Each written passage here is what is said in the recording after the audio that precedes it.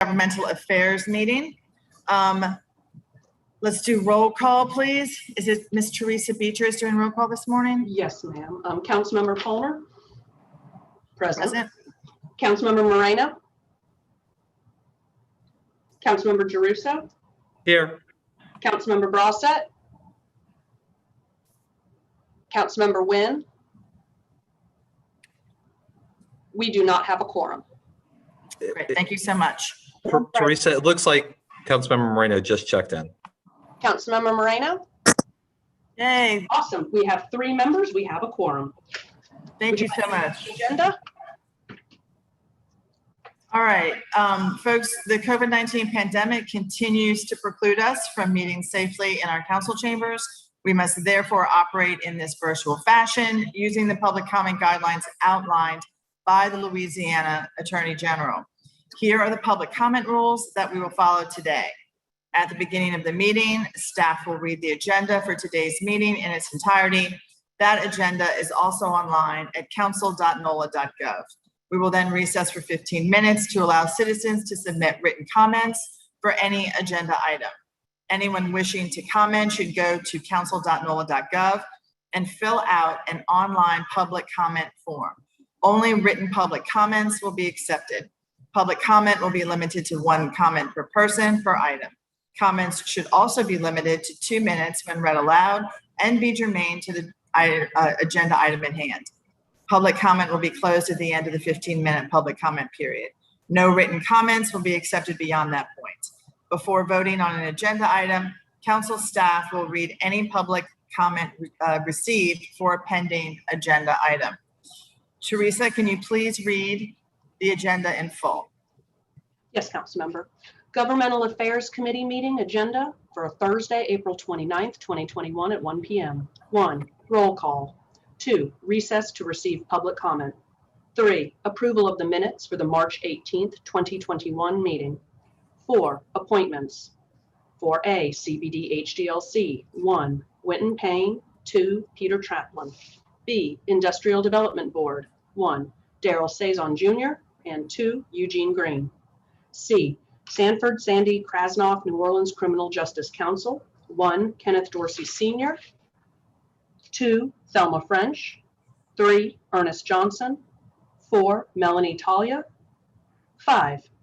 Reimaging the Nighttime Economy. Presentation of members of the cultural and hospitality community regarding the Save Our Venues grant opportunity and needs of the industry moving forward. 6. Ban the Box. A. Presentation from the CAO's office on the city's compliance with the 2018 Ban the Box ordinance. Eric Smith to present. And B. Presentation on statewide Ban the Box efforts. Step Up to present. 7. Short-term rental enforcement. Presentation by the Department of Safety and Permits regarding enforcement of short-term rental regulations. 8. Adjournment. That is the complete agenda. Great, thank you so much, Teresa. So with that, public, we will adjourn for 15 minutes, which means we will come back at 1:19. Thank you so much.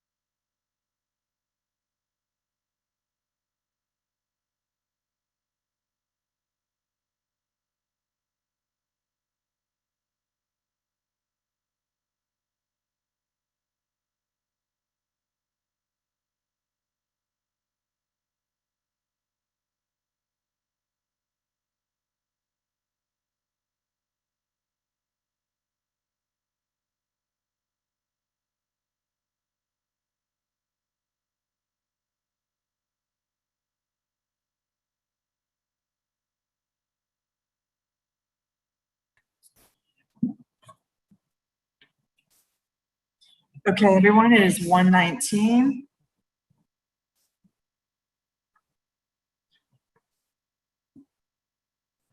Let's see, I cannot.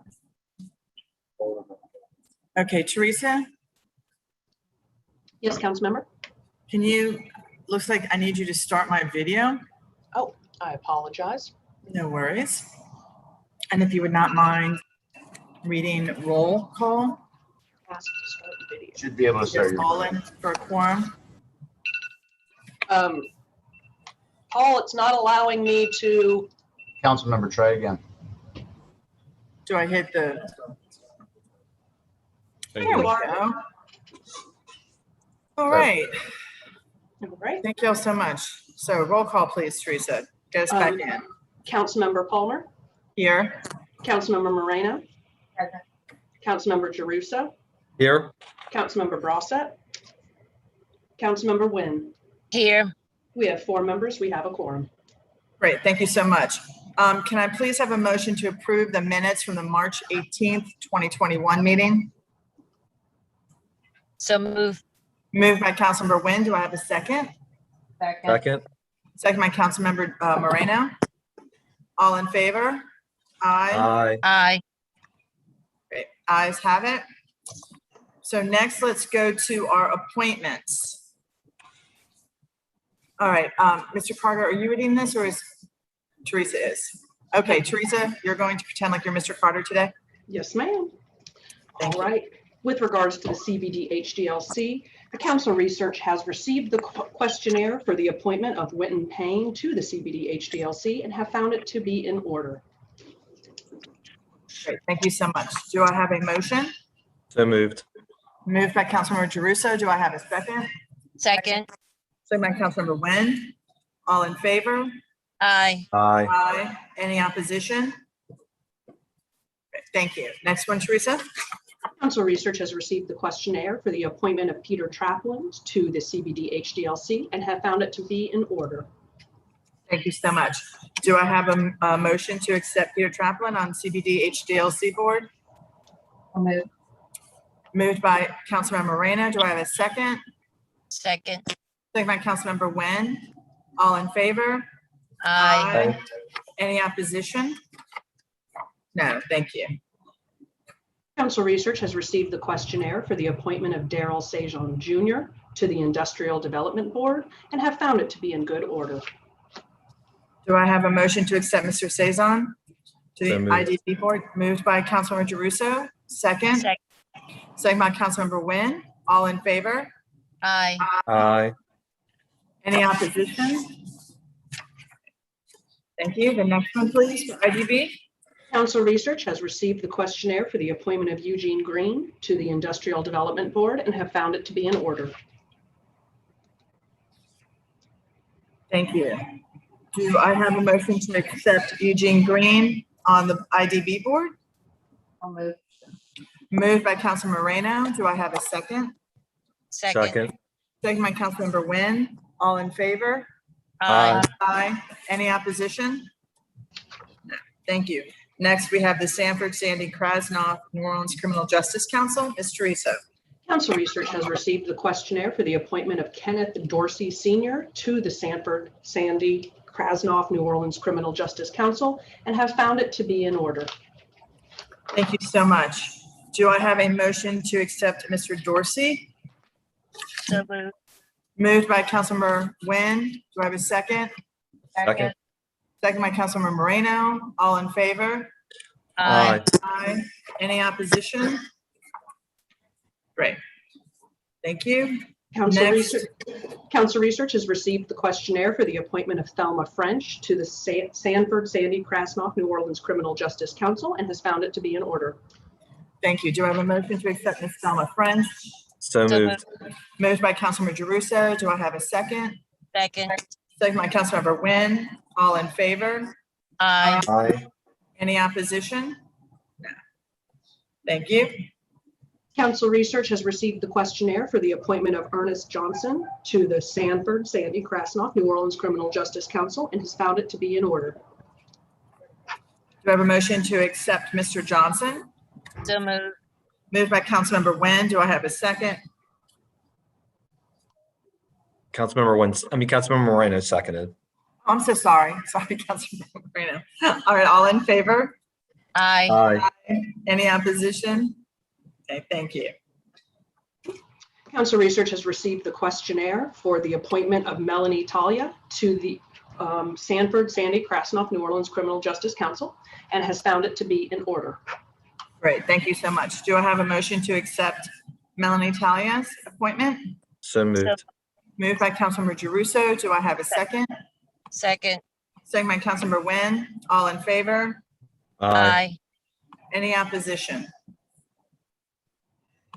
Great. All right, well, thank you so much. That ends our appointment part of the agenda. Now we're going to go to agenda item number 5, which is reimagining the nighttime economy, a presentation of members of the cultural and hospitality community regarding the Save Our Venues grant opportunity and the needs of the industry moving forward. So first I'd like to introduce, there he is, Mr. Howie Kaplan. Thank you so much for being here. Very welcome. He is our intrepid venue owner of Howlin' Wolf, which we all love dearly. And I just want to thank you very much from the entire city for the work you've done during the pandemic. First with feeding, I don't think you ever closed, and you fed so many people and people that were affected, especially in the hospitality industry during COVID. And I just really applaud you and your efforts and what you have done. Well, I appreciate that. Well, and then on top of that, not only were you not just concerned with the people that are involved in hospitality, but then also understanding that your entire industry was at risk, right? And we talk about our small venues that are the backbone of the culture in this city, and how are they going to really come back and come alive? And so I would love to turn this over to you right now to talk about all the advocacy you did with the Save Our Venues grant, and also how that's going to affect folks on the ground here in New Orleans. Well, I appreciate the time. Thank you very much to everybody on the council and everybody that's here today. Why don't we start off with kind of how this started back in March when we talked about the Meals for Musicians program, where over 45,000 meals served in conjunction with the New Orleans Musicians Clinic. And those aren't just meals. It was an attempt to take care of our culture bearers, take care of our, especially the elder culture bearers that were more at risk than most. And so this was a really, really big deal for us, very personal. I also managed several bands, including the Grammy Award-winning Rebirth Brass Band for the last 15 years. And, the culture in New Orleans is very different than it is everywhere else. And so when the Save Our Stages thing first came out, it was a nationwide effort by a group of a coalition of independent venues. It's called the National Independent Venue Association. And the initial Save Our Stages was a bipartisan effort. Senator Cassidy signed on, Senator Kennedy signed on. We had a significant portion of Republicans and Democrats, because people don't recognize that independent venues, for every dollar that goes into an independent venue anywhere in the country, $12 to $15 comes back in direct spending. I mean, it's one of the biggest bangs for your buck you get in terms of dollars back. Restaurants are somewhere in the neighborhood of $1.50 to $2 if you're lucky. And so, especially in a city like New Orleans, it was very key for us to be as involved as we could to recognize that these were issues that were going to be, not just for during the pandemic, but coming back. 19 million people came here in 2019. They weren't coming here in 2020 or 2021. And so the efforts with Save Our Stages were very crucial to getting dollars into the hands of independent venues. That was the biggest reason behind it. And so what it was, it passed back in December and literally just opened up Monday. So this thing passed literally in December, was signed by the president at the time, and they came back. It's a 45% of your lost revenue. So if you lost, if you lost $1 million in just direct revenue, you get $450,000. And that's money that's not just given to you. You have to go through a process to get it, and it has to go towards your core business. So it's not just someone gets money and gets to walk away. That's not the way it works at all. And especially in New Orleans, it was very, very difficult. In fact, they had over 40,000 people sign up for the SBA webinar, yet only 6,000 people applied in the first day. And there's only a set amount there. And so it's crucial that we kind of take a look at this and recognize how it's going to impact, especially, those disadvantaged businesses that couldn't navigate the process. I helped with this, with input and implementation. And I had a ton of difficulty going through this. And so as we move forward, we definitely need to recognize that there needs to be further city intervention, further state intervention, further federal intervention to recognize that our cultural economy is what drives the engine here in New Orleans. If you can look at different numbers, you've got somewhere in the neighborhood of 80,000 people employed in the hospitality sector, many of them who aren't working right now because we're still not open. And so, while the Save Our Stages and the SVOG grants, it's called the Shuttered Venue Operators grants, are crucial. Imagine in your house that you're making 45% of your salary. You still have to pay income tax. You still have to pay rent. You still have to pay all your utilities, your health insurance. You still have to make all those bills, your car payment, and you're only getting 45%. And so this is crucial that we recognize this. And that's kind of the reason why we've been talking about creating an Office of Nighttime Cultural Economy, that it doesn't just recognize the music or the music venues. It recognizes every aspect of it, from our hotels to our restaurants to our Uber drivers, even the short-term rentals. A lot of these are crucial pieces. Many of the short-term rental people that you're going to be talking about later are business owners, are landowners. Some have a double and they're able to support themselves on the other side. So not everybody in this process is evil. And why a nighttime Office of Cultural Economy is so crucial and different than what we currently have is that it's an advocate. This is something very different to have an advocacy office. One of the people I kind of want to call on first, if you don't mind, is Robert LeBlanc. And this is a guy that literally built himself from the ground up, started as, a bartender, living in the city, but he's got a hotel group, a restaurant group, a bar group. And he is the personification of what you want continuing to go and why an office like this is crucial. So Robert, if you are on, if we can get you on right now. Before we pivot, so we're going to pivot to the nighttime economy. Is that what you want Yes. to do? Before we pivot, you had mentioned regarding the Save Our Venues grant opportunities that you would need more assistance from like the state level, the federal level, and the local level. Is that correct? Can you define that in terms of how that type of assistance you would need? Is it to fill out the grants? Is it to advocate to some of the venues to apply for this? Because I remember last time you and I spoke, there was actually genuine concern that some of our venues would not even be able to qualify with some of this money.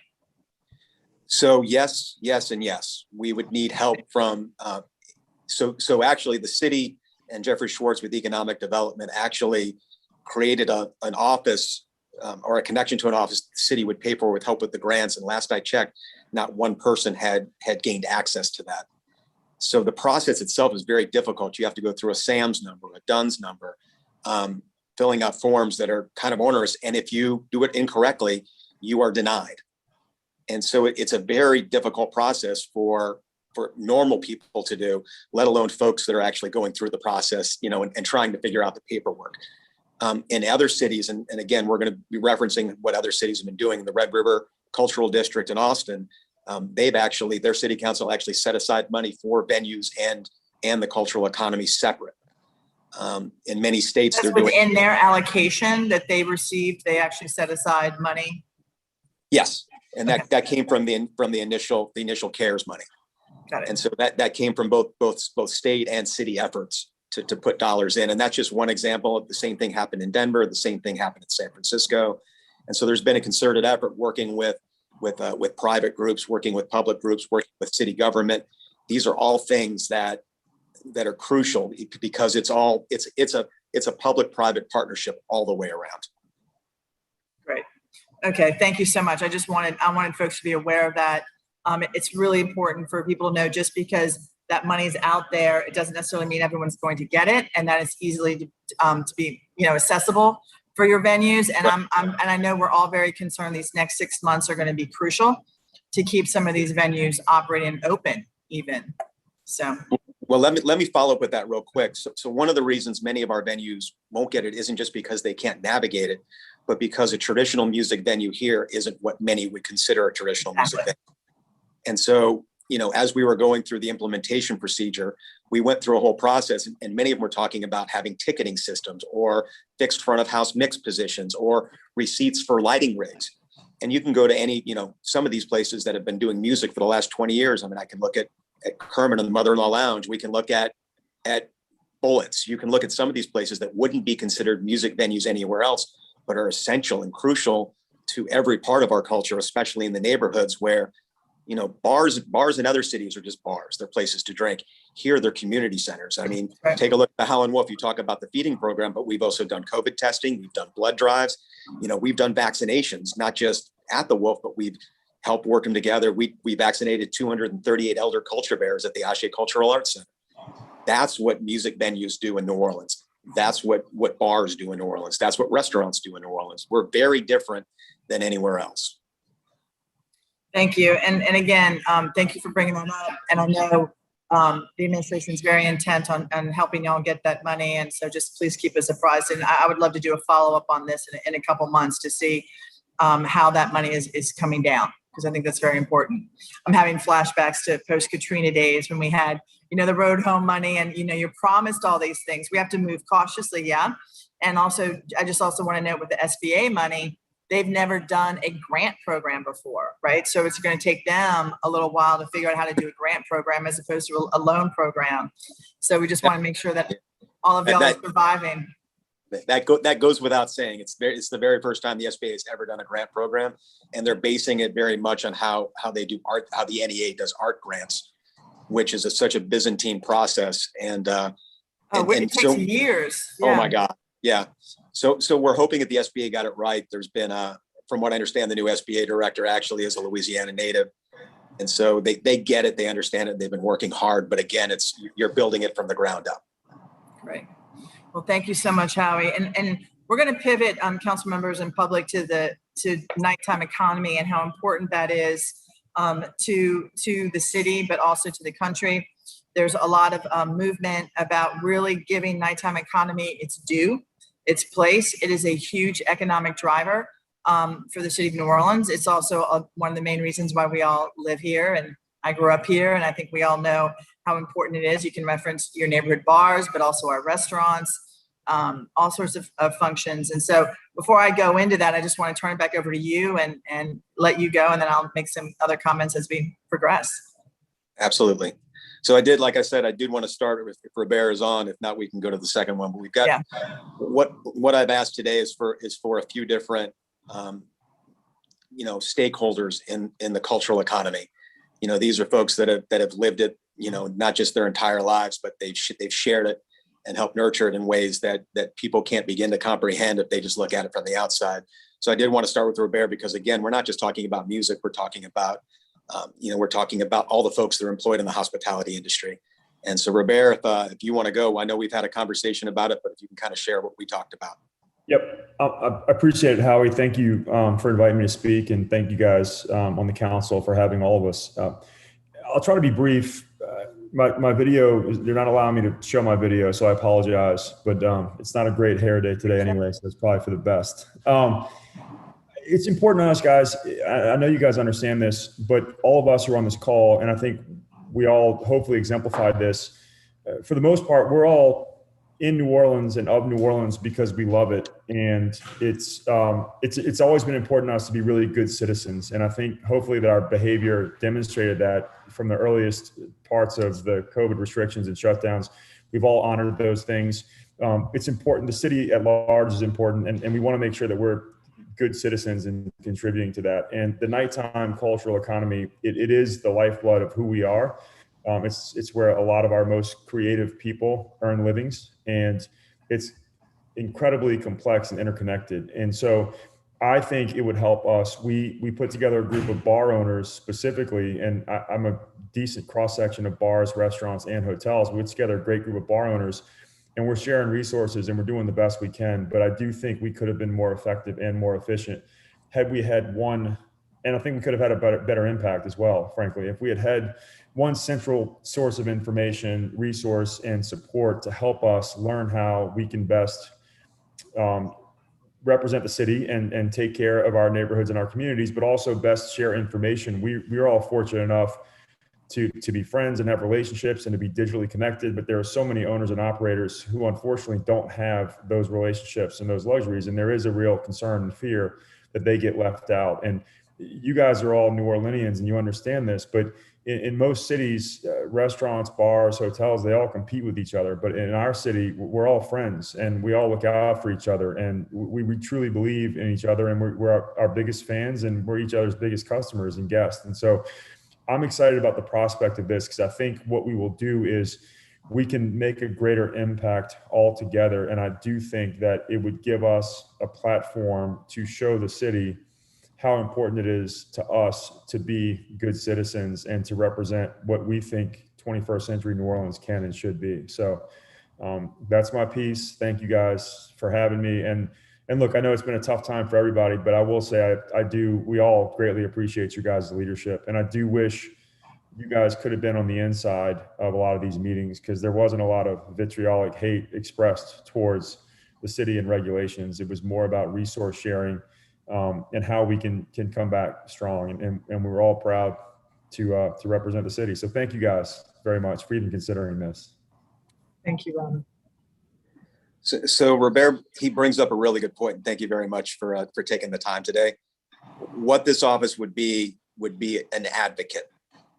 We're not talking about an enforcement arm. We're not talking about a separate part of government. And by the way, these are positions that exist. This is an office that exists in many cities, including one in Seattle that I know that Councilmember Palmer and a few other folks from the council also went to Seattle and got introduced to a woman named Kate Becker, who actually is breaking ground on the way that we view cultural economy, and it has been so successful. They've increased her budget every year, because the goal is to make certain that we have that government works for the citizens. And this is a great way to do that, especially in our cultural economy.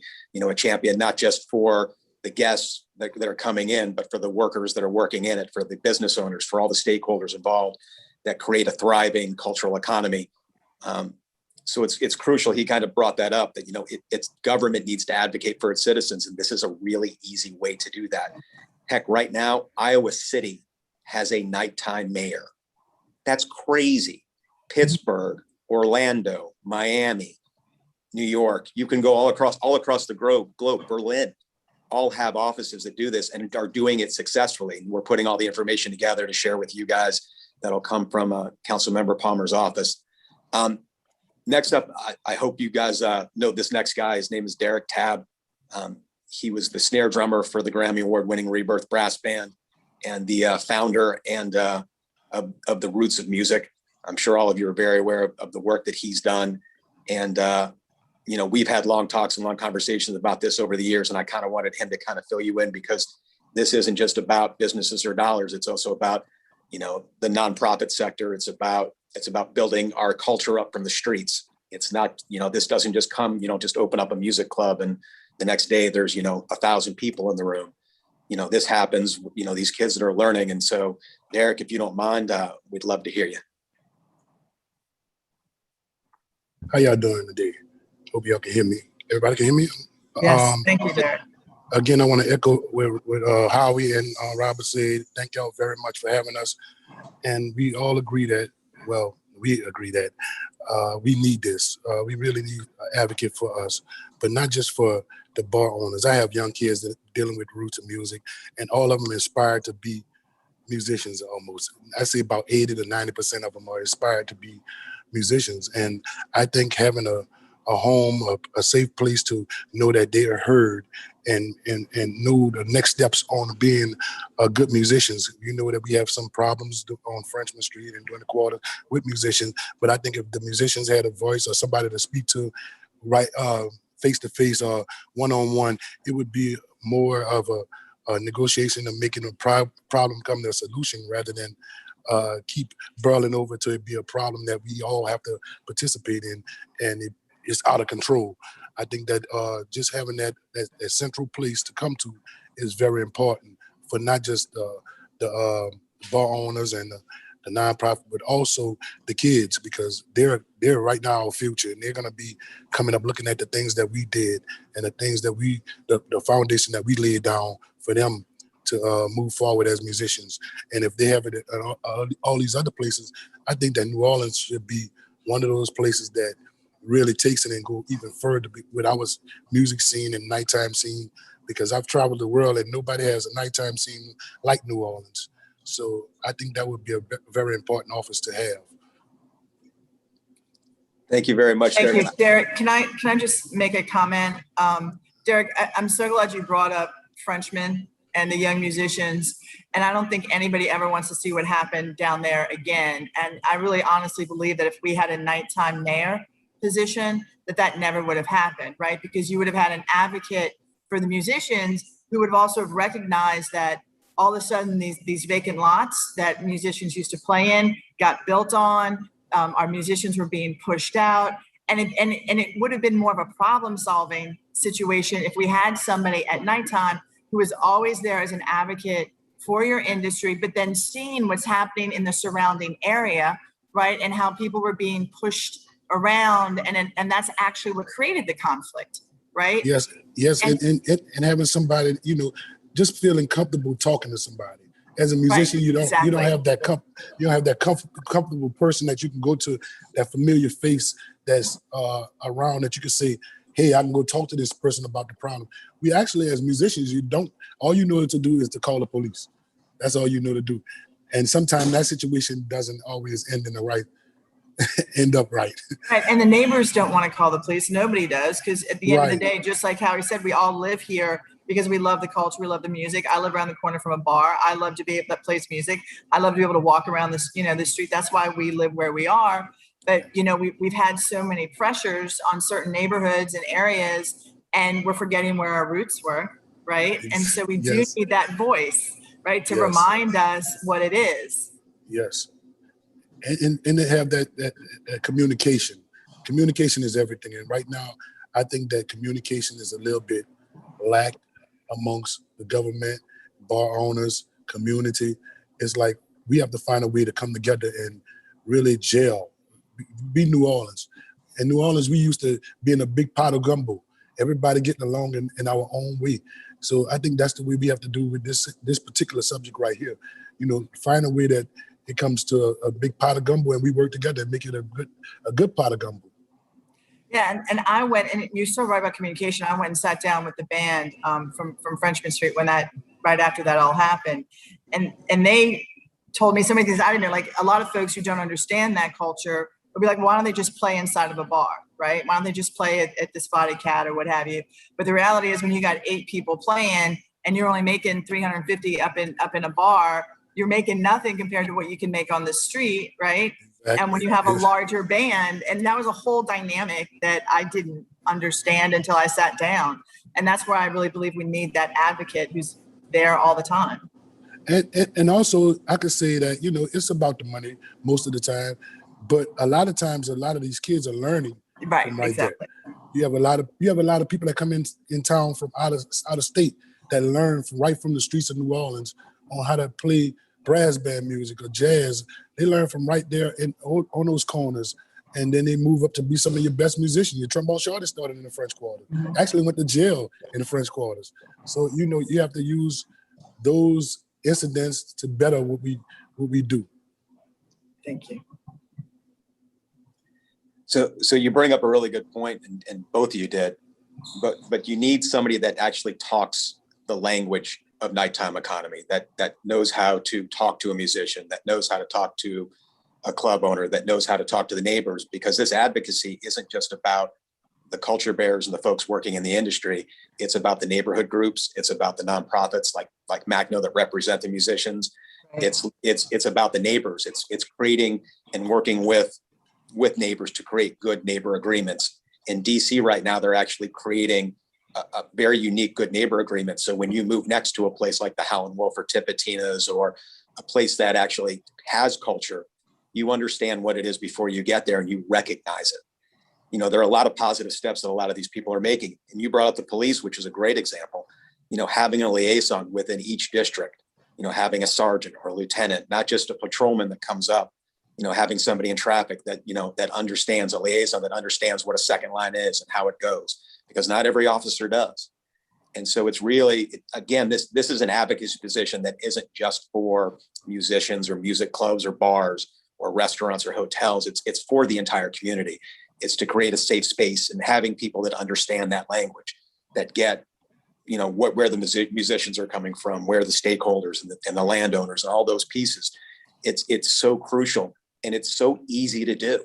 It's not difficult in a city like New Orleans to not have it. And again, Iowa City, nothing against Iowa City. I'm sure it's a wonderful place. It's Iowa City.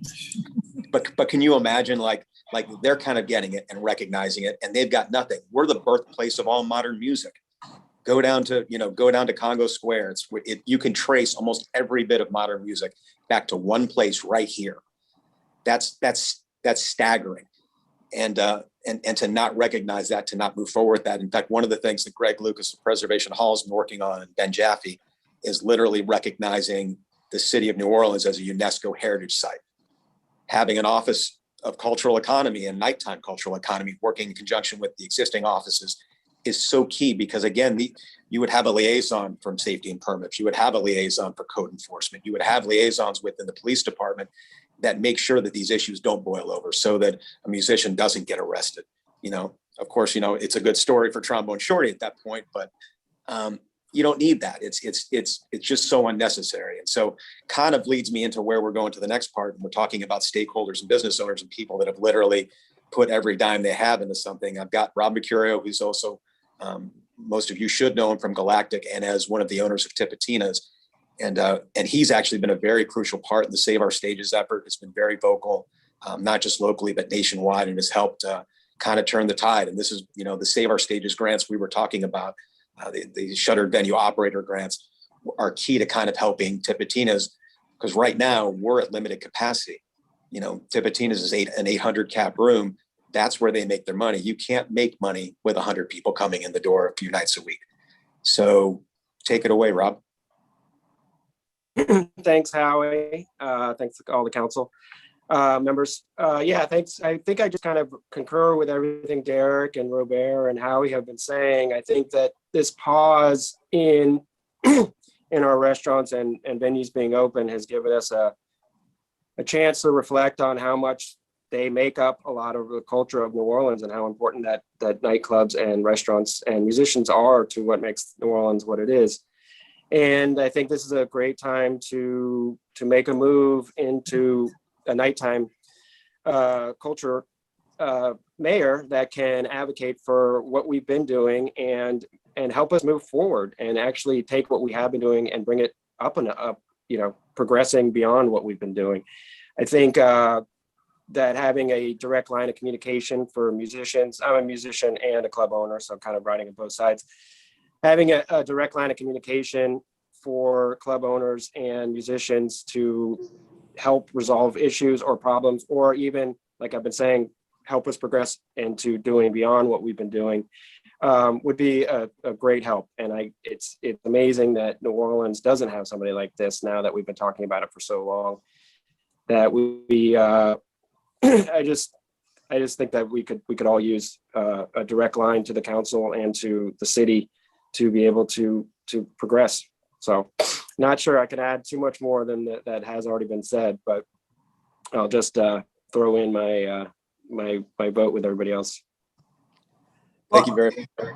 I love your comment about the direct line of communication to the legislative branch and the executive branch, because, the more research I've been doing on this over the past couple of years, you can also have situations where the daytime folks, we legislate something for nighttime and we get it horribly wrong, right? Like one of the things I was learning about was, having a hard, fast close for all bars and restaurants, right? And what that does is actually have more of a negative impact. They learned that in Amsterdam. It spills everybody out in the street at the same time, which actually makes it more unsafe. And what's counterintuitive is that actually, if you have more 24/7, things that kind of slowly people can go to, it makes it easier and manageable. And it was just fascinating. I think, I was out actually down in the French Quarter talking to some of the police officers in the 8th District, and they brought that up to me post-COVID, that a challenge has been when all the bars close at one time, it can also wind up creating more of a problem than what it was meant to save. And so it was meant to deter. And so again, that's the other important, reason why we need to have more communication between the industry and both the legislative branch and the executive branch. Well, Yeah. and Totally agree.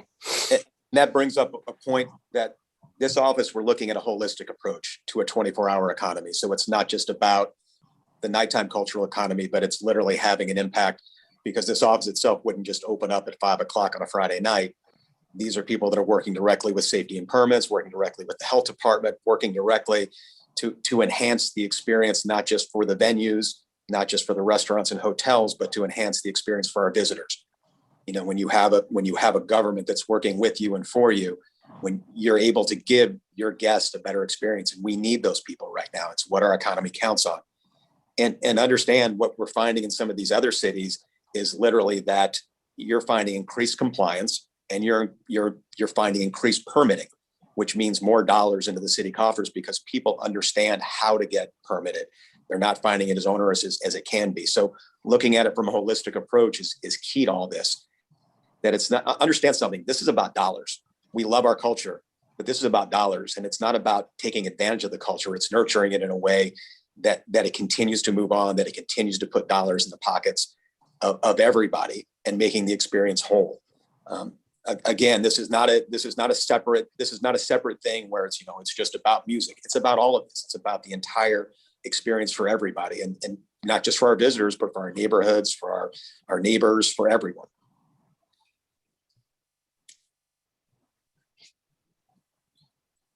That's great. Did you have, I see somebody else online. Is there anybody else that you wanted to bring up to discuss? No, I think we pretty much hit the nail on the head. I mean, I'd love to follow up with each council member individually and kind of go over some of the issues. I would like to point out that for the first time, and this is something that started back in 2019, but it's been going on for years even before then. Ashley Keaton's on the call, and she's been at the forefront of this since day one, I'd like to say, but day one was well before she even started on it. But for the first time ever, all the major stakeholders are in one place and agreeing on this. You have every single nonprofit that we've spoken to, every single business group that we've spoken to. Everybody thinks this is an idea whose time has come. And you're never going to find that happen again. And it only happened because we all had to shut down and talk to each other. That's right. You know, as Robert was talking, like we have a loose-knit group called the New Orleans Hospitality Association. And it's about 100 bars and restaurants across the city. And its goal isn't to force change. It's to assist in it. It's to recognize that many of these places are the solution, not the problem. And to bring these stakeholders all into one place, including, like we were discussing, Macno and the New Orleans Musicians Clinic and the Ella Project and Roots of Music and the Ashe Cultural Arts Center, that to have that many people and these many stakeholders in one place saying this is a good thing, that has to tell you something, because we very rarely all agree on anything. But to have an advocate and an advocacy office literally as a part of city government is so crucial right now, because until we get those people back, heck, you know, Walter Leger put some numbers together for us for Save Our Stages to let people know how bad it is. $1.4 billion lost in direct spending just from the convention center alone. I'm sure you guys have seen the same numbers I have. That's staggering. Staggering. I was talking to a restaurant owner. They own a couple different restaurants, and he was just telling me that his employees lost $500 million in tips just from his restaurant. I mean, it's incredible what we're dealing with. And, you know, talking with Kate out in Seattle, one of the things that she said, like, she started in other cities started before they actually, the way they explained this office of nighttime economy was that they did an economic study, right, on how important the nighttime economy is. And once people understand that huge amount of money, then you treat it with, you know, and you want it to thrive, yes. You want it to grow, right, in a smart way. I kind of feel that we're in hyperdrive because of the same things that you just said. Our economic study was just kind of shown in disaster form, right? Like how it totally decimated so many of our places. And I almost feel like we have to operate even faster now around this because of my fear, and I think some of y'all's fear of losing some of these venues, right? I mean, I'm of a generation where, I mean, I remember going to Grits, and I remember going, which we still have, but it's in a different format, or Benny's, that's gone. I mean, I can sit here and rattle off all these different places, you know, Tyler's is gone, all these different places that were really part of the culture of New Orleans. And when you see restaurants, small restaurants from neighborhoods that are going up for sale right now, post-COVID, when you see the effects of gentrification. In fact, I think it's really important to note too, the London night mayor, which I think they call the night czar, her name is Amy LeMay. And this office was actually created in response to gentrification that was going on in London, when you had a lot of people moving into some of these neighborhoods that really were vital to the arts culture. And her quote was, "These are talent pipelines. And if we take the creative industry seriously, we need to make sure the spaces thrive." And it's a really good show between the link between our creative culture, but also our spaces. And if we lose our spaces, we can potentially lose that culture. And I think that's what we're all kind of saying right now. And we're kind of like in a critical space where we have to figure out not only just to get you resources, but what is the long-term sustainability? And I think it really is through advocacy and an individual's voice. Well, I'm gonna quote Bethany Baltman from the New Orleans Musicians Clinic, and she gave me this phrase, and I've used it a few times. And it's not here to startle you; it's here to give you the reality. We're on the precipice of cultural extinction, and that's not a joke. That's not a buzzword. It's a reality. When you talk about the pipeline, like one of the ways that Ruth started, you're talking about these kids have a choice of either picking up a horn or picking up a gun. They need to know that there are options. But where does the next Trombone Shorty come from? Where do the next Neville brothers come from? Where does the next Galactic come from? That's right. Where do they all come from? And the fact that they've all been sitting inside for the last almost year and a half, haven't been able to see the culture, the second line's a big part of who we are. Where's the next one going to come from? And then we're already seeing, many crucial places already shutting down. Remember, a lot of these places don't make a lot of money. Even with all these people, it's still a very expensive prospect to have a music club or to have a band. Many of them don't make money, and the vast majority of our musicians are living under the poverty line. And to sit here and say that, we can stay closed and hopefully, when things start coming around, we need the economy running at full strength to hopefully nurture it. And to be able to plan and look ahead and recognize that, I think is the core mission of an office like this. And we don't have to reinvent the wheel. Like all these people you're talking about in London and Berlin and Iowa City, they're already doing all of this. We don't have to recreate. All we have to do is adapt it to New Orleans and recognize our uniqueness in that place. But this is an idea that needs to happen. It's something that needs to come to fruition. It's too crucial to our future. I couldn't agree with you more. Did anybody else have any comments, Howie, that you brought along in closing? No, I think we hit the nail on the head. Unless anybody has a question they'd like to ask or any comments they'd like to make. Council members? I'd like to make a comment if it's possible. Sure, of course. I just wanted to, first off, thank everybody again for this, and Howie specifically for leading this. We're all, at least I feel like we're all on the same page, but the only reason I wanted to speak up is that there is so much more to the nighttime culture in addition to the music. And I think a lot of people don't recognize that. So the music is such a huge part of it, but there's so much burlesque and drag and street performance and like just various things that people literally like. I represent New Orleans burlesque all over the world. And it's because of this city, like what Howie was saying about Congo Square, like this is a huge epicenter for not only music, but so much art that I just because it's not necessarily mainstream, it is huge and it does make a huge economic impact as well. So that's the only thing I wanted to throw in as well, is just everything that you said. There's a bunch more people in the wings too that are 100% behind you on this. So. And thank you for bringing that up. That's hugely important. It really is. All forms of art has been incredible. And we even have galleries that are open later that can be. And I love this whole new thing with our nighttime art markets that are opening up and are functioning. And I'm sorry, go on, Robert. Oh, he's muted. Oh, I don't, I was just agreeing. I don't know. Oh, I'm sorry. Was that Howie? Yeah. No. Well, she also brings up a really good point. You talk about the art markets and the nighttime art, but we're also talking about theaters. And let's be clear. Our greatest export is our culture. and to sit there and not recognize the economic impact of having an independent Office of Cultural Economy, to understand that its role, not just in its role in public safety too. I mean, imagine you're a police officer. You don't want to have to deal with some of this stuff. You have an office that deals with it. And that was one of the big positives that came out of when they established it in San Francisco.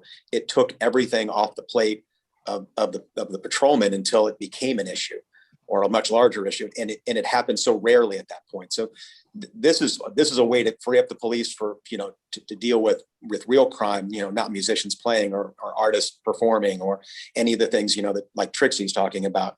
These are all easy solutions, and it's just creating it, having an advocate, somebody that gets it, that understands, that speaks that language. You're absolutely right. In fact, Amsterdam, after I think within a year of doing their programming with this, they saw a significant decrease in all forms of violence. And then, and I really just want to stress the partnership aspect of this too.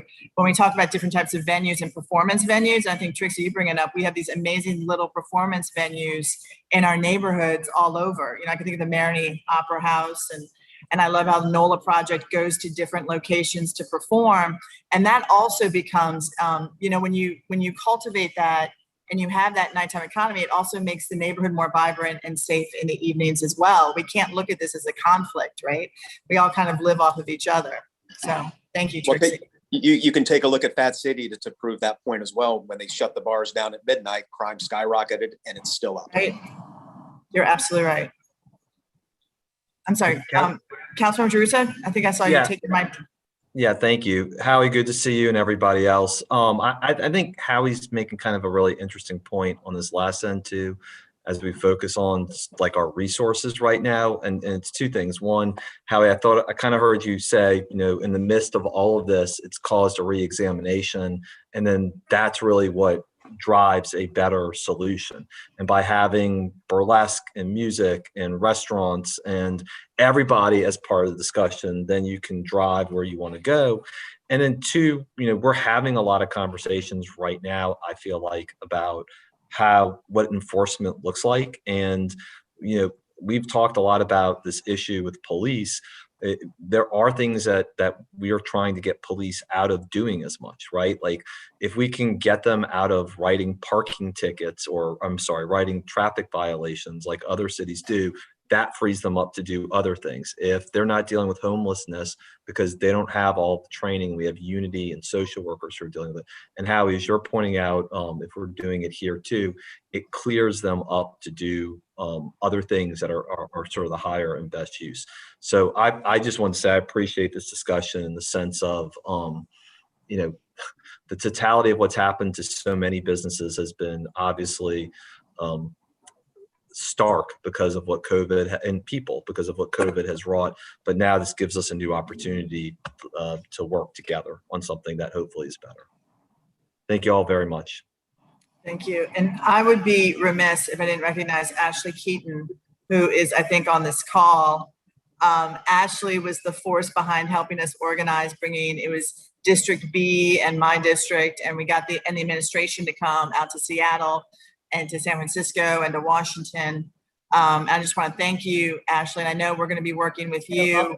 We have already legislation from other cities that we're looking at that we're going to want to work with all of you to really formulate it out of our office and start passing around with other council offices so we can really move this quickly and forward. Thank you so much, Kristen, or Councilwoman Palmer for. You can call me Kristen. I prefer Kristen. I know, but thank you. And Howie, you've done such a great job. Thank you. I wanted to just add real quick, if you all don't mind. I wasn't going to say anything, but I thought, after hearing Trixie's wonderful comments, and again, from all of you and Derek, when you talk about the roots, like the roots of the city, and obviously roots of music, and making sure that I don't really like to say our culture is preserved, because I think buildings are preserved. And I think, it's important to think about culture in the context of continuity.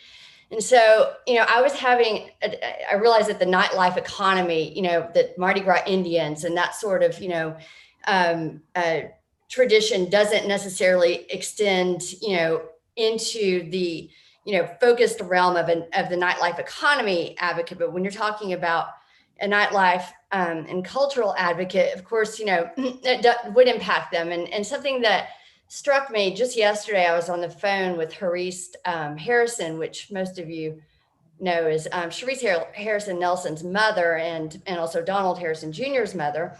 And, she was, for the first time, and I've known her for a long time, she was in tears. I mean, she was crying. She said that her heart was broken. And I realized that, we haven't had any recent issues with the Mardi Gras Indians and NOPD, and that is wonderful. And that is the result of a lot of great work and a lot of really good mutual will on, the part of so many, the governing and the governed. But, she's very concerned about, her culture going forward and, this year of violence with police. And I think that probably brings up, memories that go back to St. Joseph's Night and before, and, the foreseeable future. And to all of your collective points, when you have an iconic, leader, someone who's, I think she's in her 90s, talking about the importance of this, it really echoes and really resonates why it is so important, so that we don't have someone like Harisse, crying on the phone. We have someone who is, very comfortable with the idea that her culture can continue to be expressed and without, any unforeseeable challenges. So thank you. Thank you, Ashley. We look forward to continuing working with you and all of you as we start really focusing on this legislation and really kind of tooling it to what is specific to New Orleans and how we can do this the right way. And we're going to need y'all's advocacy and your support as we move forward. Thank you. Thank you so much. Thank y'all. Totally appreciate you. Thank you too, Howie, all the work you've done. My pleasure. Thanks, Howie. Thank you. Thanks, guys. Have a good one. Bye.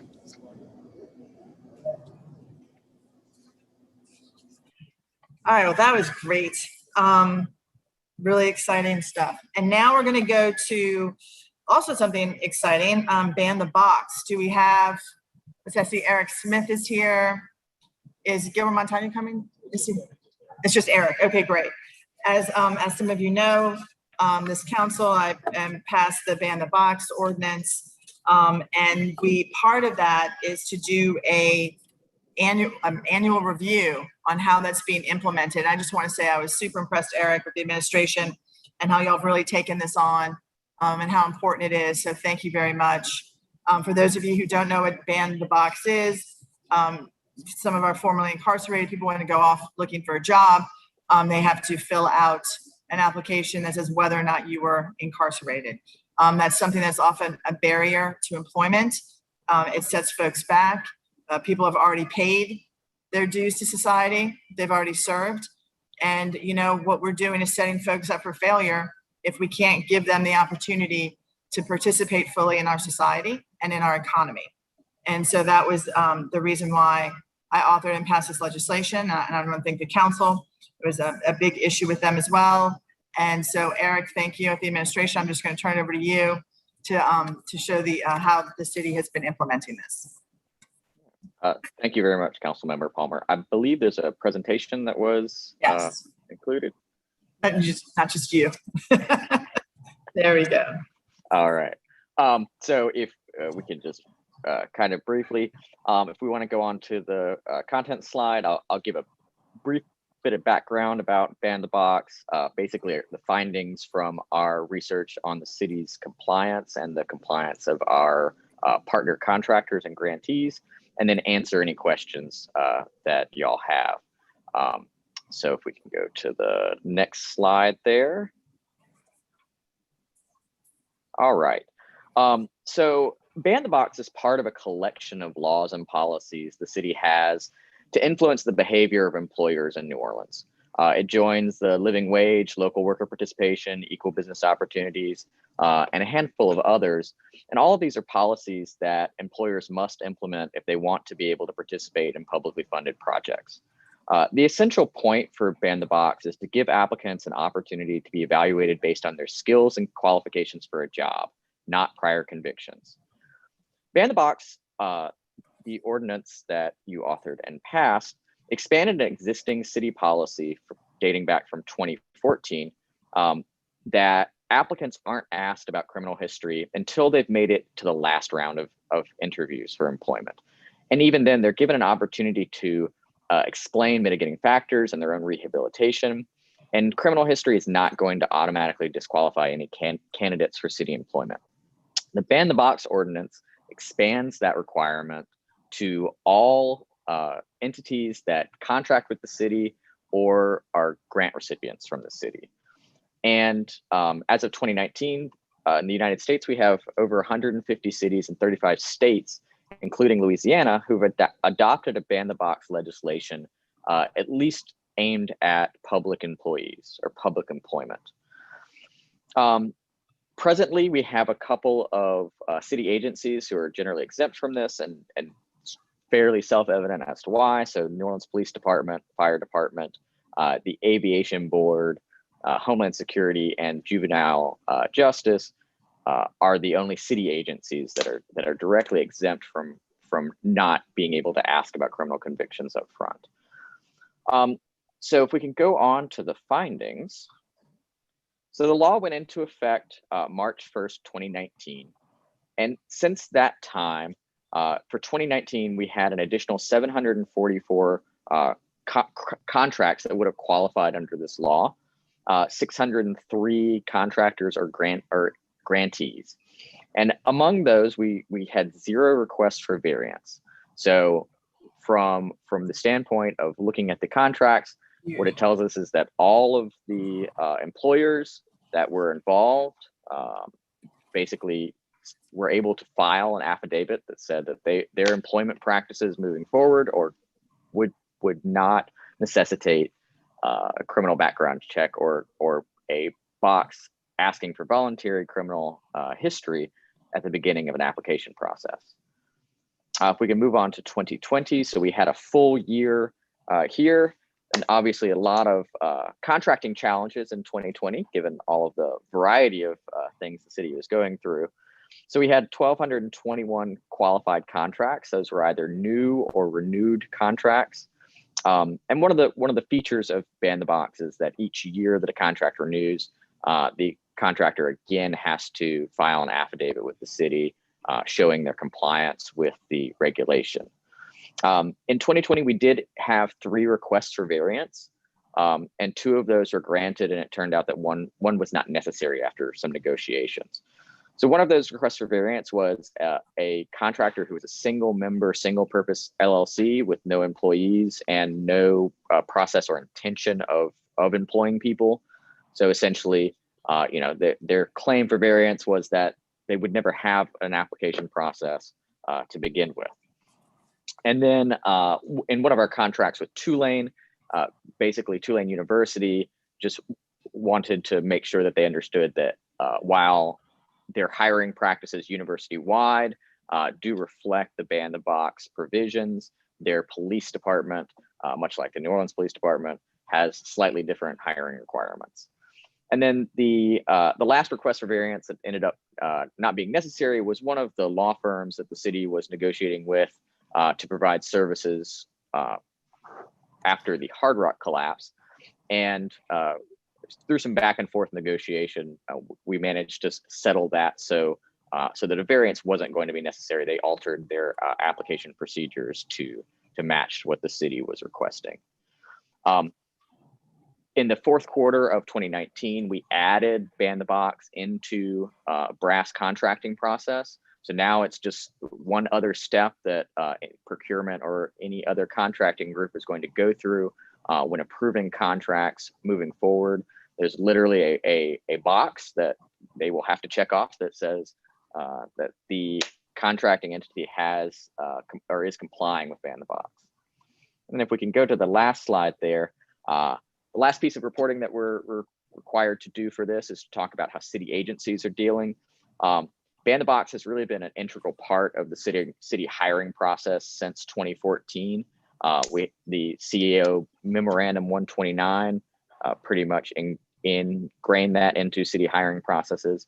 So what we find is, today it's pretty much just standard practice. So we have not had any complaints filed from anyone claiming that they've been denied employment based on a criminal background check. For the city, that would have to be someone who made it into the final group of 3 to be chosen for a job before criminal background history even comes into play. So I think that gives the broad strokes overview of where we're at with city compliance. I think that all in all, the agencies that are operating within the city and then our contracting partners seem to be doing a pretty good job with compliance. If there's any questions that I can answer, can do that at this time. I don't think so, unless council members, if you don't mind staying on though, Eric, in case we get more questions along the way. We're going to bring on Ban the Boxes. I'm sorry, not Ban the Box. Step Up is here as well. So we're going to just kind of keep talking about it, if that's okay, in case anything arises. Thank you so much. So we have Ben Zucker. Ben, are you here? Hey. There you are, Step Up Louisiana. So Eric just did an excellent presentation. I want to thank him so much. And I want to thank the administration. Their work has been phenomenal on this. The compliance rate, you can't beat that. They're taking it very, very seriously. And I think what this also does, right, is my hope. And I think all of our hope is that it has a ripple effect. So all throughout the private sector, they can see how this is really not just good policy, it's fair, it's equitable, it makes our city safer, and it gives people the opportunities which they deserve. So with that, Ben, I'd love for you to introduce yourself. I just want to thank you. You've taken this to the state and all the work that you're doing up there. Thank you, Councilwoman, for having us here today. And thank you, Eric, for the really comprehensive presentation. It's great to hear that, the city as well as Tulane are both in full compliance. I'm pretty sure other than maybe Ochsner, those are the 2 largest employers in the city. So it's really great that, our public sector and our universities are leading the way on this. So yeah, that's really great to hear. And I mean, almost 2,000 contracts over these 2 years with this language, and it is, definitely has the ripple effect that Councilwoman Palmer was talking about. So I'm Ben Zucker, and I'm with Step Up Louisiana. We're an education and economic justice membership-based community organization with an office here in the 7th Ward. I'm here with Keisha Edwards, the Client Services Director of the First 72 Plus, and a Step Up member, and Earl Hagens and Kiana Calloway with both Vote and Step Up and other projects, and Sam Caruso, who is the owner of Lousy Ice Cream, who I think is like running around with ice cream right now, so he may hop back on, and Shannon Waters from the Laborers Local 99. Hey, Sam. And I think we had Al Marshall on earlier. He may hop back on. So anyways, we're excited to talk about the work that we've been doing. I think we have a presentation to share. Mm-hmm. Teresa, do you have the presentation? There we go. Great. So thanks to everyone who helped. Can we do the full screen on this? Yeah, there.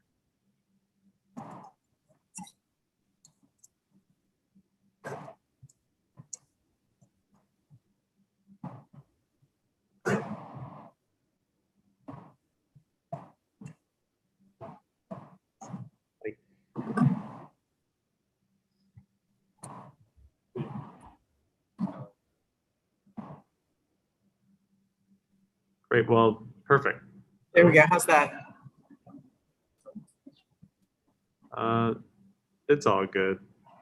You want to just tell her when to advance it?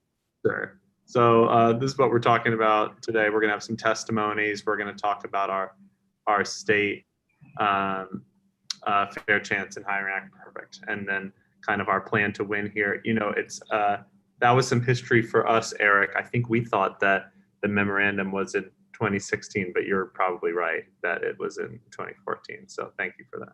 And we have a couple of asks of the city to continue to move this forward. So next slide. We're going to start with some testimonies about people who have been directly impacted by Ban the Box and fair chance hiring and being formerly incarcerated trying to find work. I'm going to start by kicking it over to Earl Hagens, who's a member of VOTE and a member of Step Up Louisiana and on the board of Yeah Yoga. Earl? Yes, how y'all doing? Thank y'all, city council members, for having us.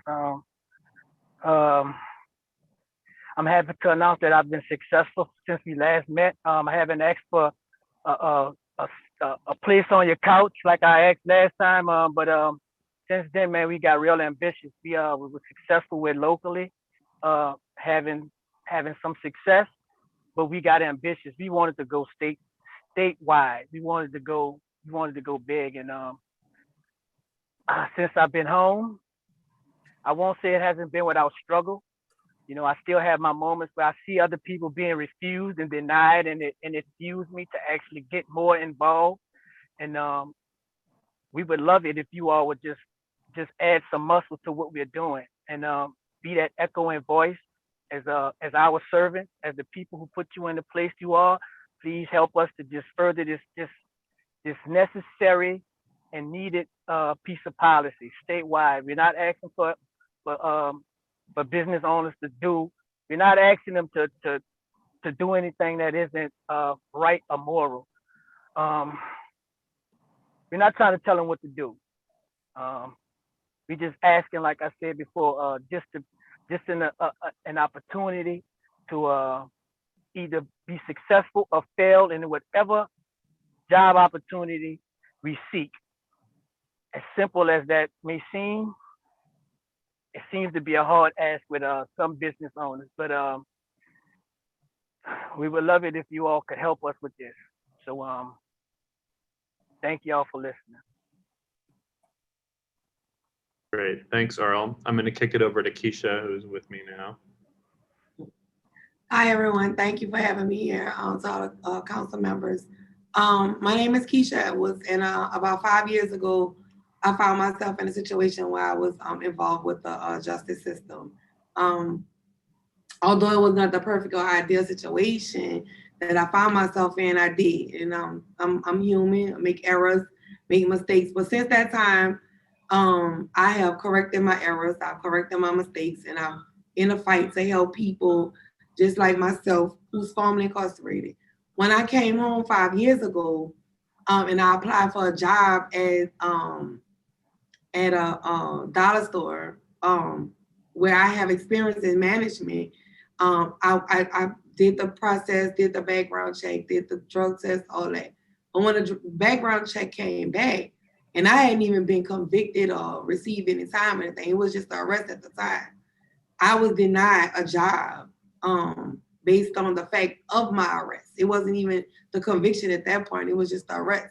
And so that job would have gave me a job that's making like $13 an hour, which would have been great to say that I'm a single mom raising my kids.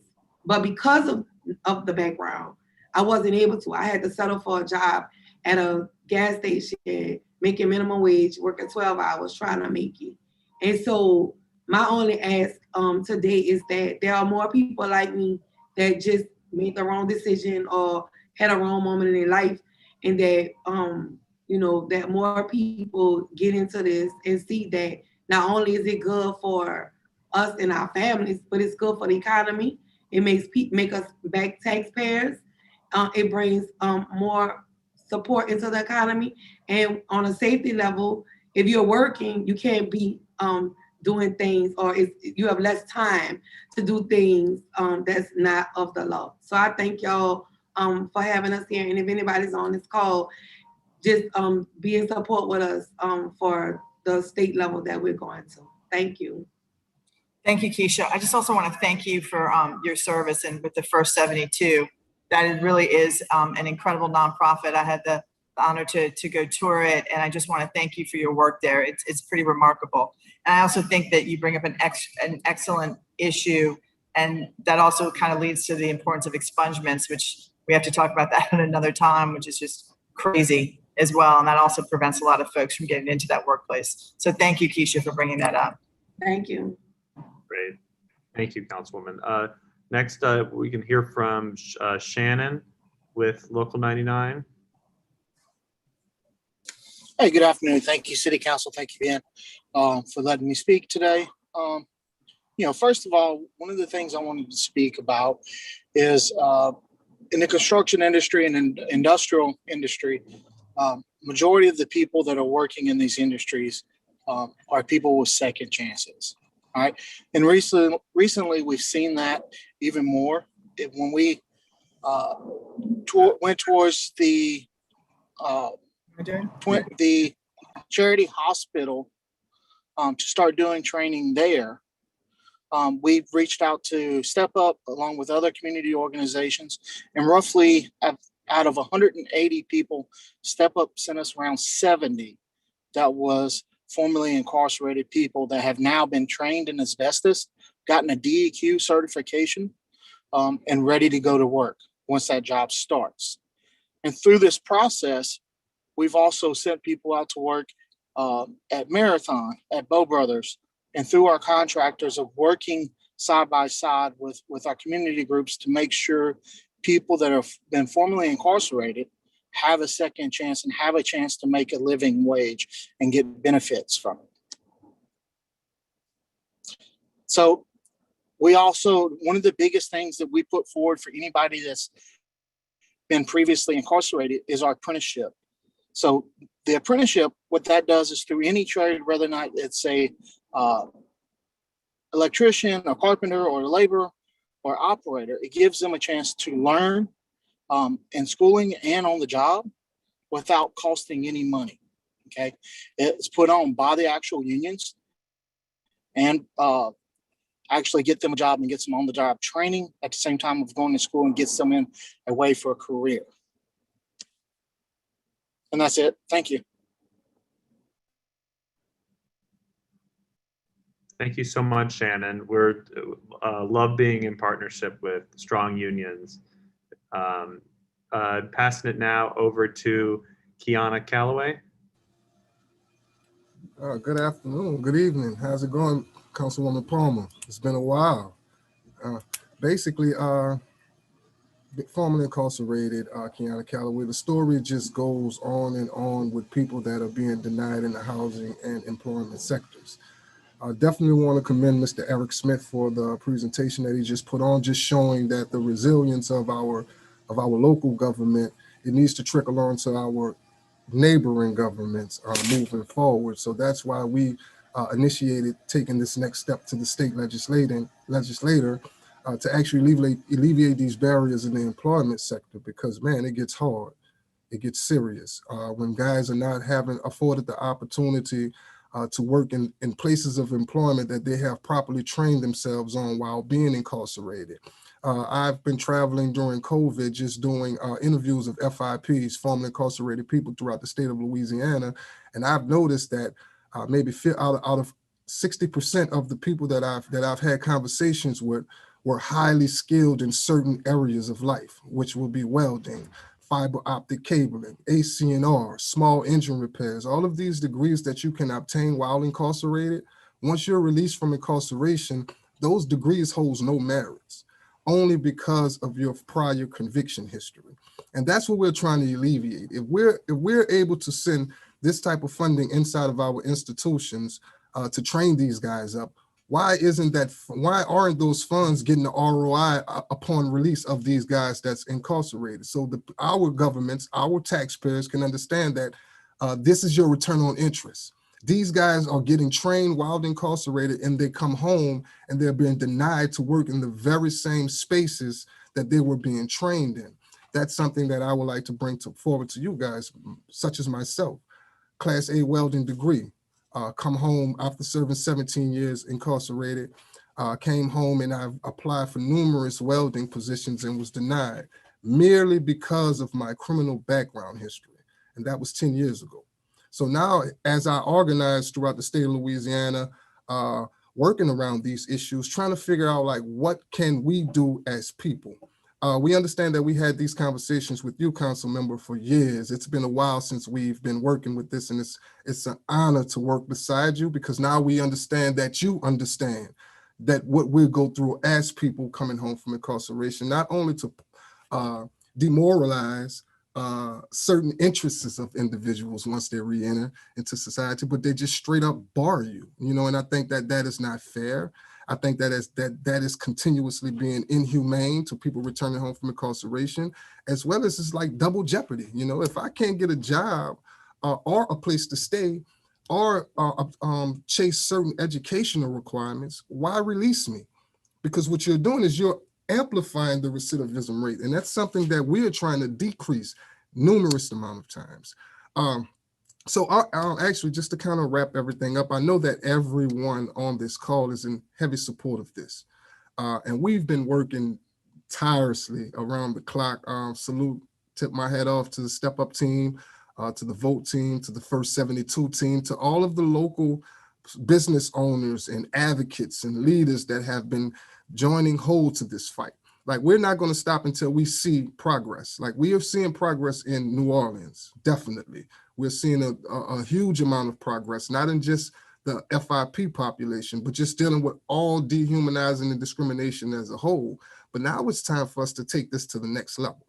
It's time for us to not only open up the eyes of our neighbors that sleep next door to us, but open up the eyes to our neighbor parishes, opening up the eyes to our neighboring states, just to let them know that this is something that we cannot turn a blind eye on, because it's simply the right thing to do. It's economically right, it's morally right, and it's just basically something that we all should stand forward on, you know. And I don't want to continue to go on because, like I said, this is something that's passionate to me, my life. This is my why, to pretty much fully restore the rights of every person that's returning home from incarceration in a lot of manners. Employment is just one peck at the bark.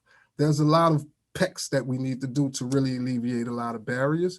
So I would like to, once again, thank you, Mr. Smith, for your beautiful presentation. You kind of opened up eyes and doors and elements of ways that we now know that there's nobody in this sector will ever be discriminated against once they fill out this job application. And personally, I know guys that is now working through the city government, through city contracted jobs. So that's huge. That let me know that I can count on you, Miss Christian. You stood beside us and fought hard, and I just pray that you guys fight with us when we take it to the next level. Thank you. Thank you so much, John. What a wonderful, wonderful story. Thank you. Great. Sam, is now an all right time? Okay, great. I'm going to kick it over to Sam Crusoe, the owner of Lousy Ice Cream. Now is okay time. Thanks, Ben. I'm basically here to, my name's Sam. I'm a small business owner. I'm speaking as someone who's been convicted as a small business owner, as someone who's worked in the service industry my whole life. And I'm speaking, you know, I'm good friends with Earl. We talked about this issue, talked about many other issues, and I was looking for ways to get involved in just things to how to do the right thing. And this is an issue. I just think I'm here basically. I'm stopping what I'm doing because it's the right thing to do. We talked about the ban the box. And the recidivism, it makes absolutely no sense to discriminate. Somebody gets time, they spend they do their time and they come home and then, oh, you can't get it. You have to check a box where somebody could potentially discriminate whether or not you've been to prison or been convicted of a felony. And I'm simply here, it just seems like the right thing to do. And as someone who's been in the service industry and been in the position, the anxiety that it's caused, filling out the application, should I lie? Should I, what should I do? And it just makes no sense. And I'm here because it seems like the right thing to do. And as I'm lucky today to, I'm a small business owner, and I certainly would not put anybody in that position to feel.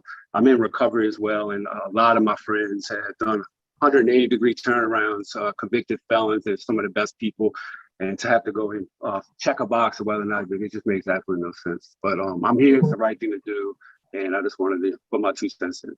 Thanks. Thank you, Sam. Thanks, Sam. And to close it out, Mr. Al.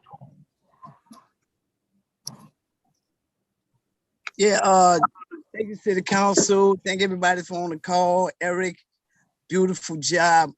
Just looking at the numbers, I'm just overwhelmed about the work you have been doing, Eric. Since this thing, can you hear me? Yes, we can hear you. Yeah, I was just overwhelmed by, I'm looking at the statistics because I've been fighting around this since 2014 and the numbers have grown. I would say that that's perfect that we are now looking at because the people that I organize are convicted felons and need a chance, right? And as everybody described on this call that, you know, people like me, myself on the calls, all I need is a second chance, a chance to go at it. But when I got something on the box, on application that, you know, I'm scared to deal with, I'm checking the box and do I do this, I do that. You know, if we just alleviate that, which I think is happening, it's great, right? And I would say one other thing to you, Eric, I think this is a question that I have. When you say zero compliance, I just want to know how you measuring that when people have a complaint, where do they file that complaint if they're being discriminated against? You know, because of a convicted felon. How do they file a complaint with who and where? That's a great question, Al. Eric, can you, is Mr. Smith still on? Yeah, I'm here. Did you hear the question, Mr. Smith? I did, and I think I can try and address that a little bit. So when I was speaking to zero complaints filed, I was really only speaking to people who have attempted to get a job directly with the city. So when it comes to the contractors who, you know, contract with the city and who are required to comply with Ban the Box, there's not a direct pathway for people to, you know, complain to civil service, for instance, if one of our contracting partners is not living up to their end of the to their obligations. Now, if they aren't fulfilling their obligations and, you know, we're made aware of it, those contracts that they have with the city become voidable. So we do have a, you know, we have an enforcement opportunity, but it is something where, you know, it would have to be brought to the attention of the city that one of our contracting partners is in fact not living up to the obligations that they agree to when they contract with the city. You know, I think that would be a good place for probably the council to consider putting some more teeth maybe in the Ban the Box legislation to create a pathway for people to bring those complaints to the city. But at present, I can't say that we have that.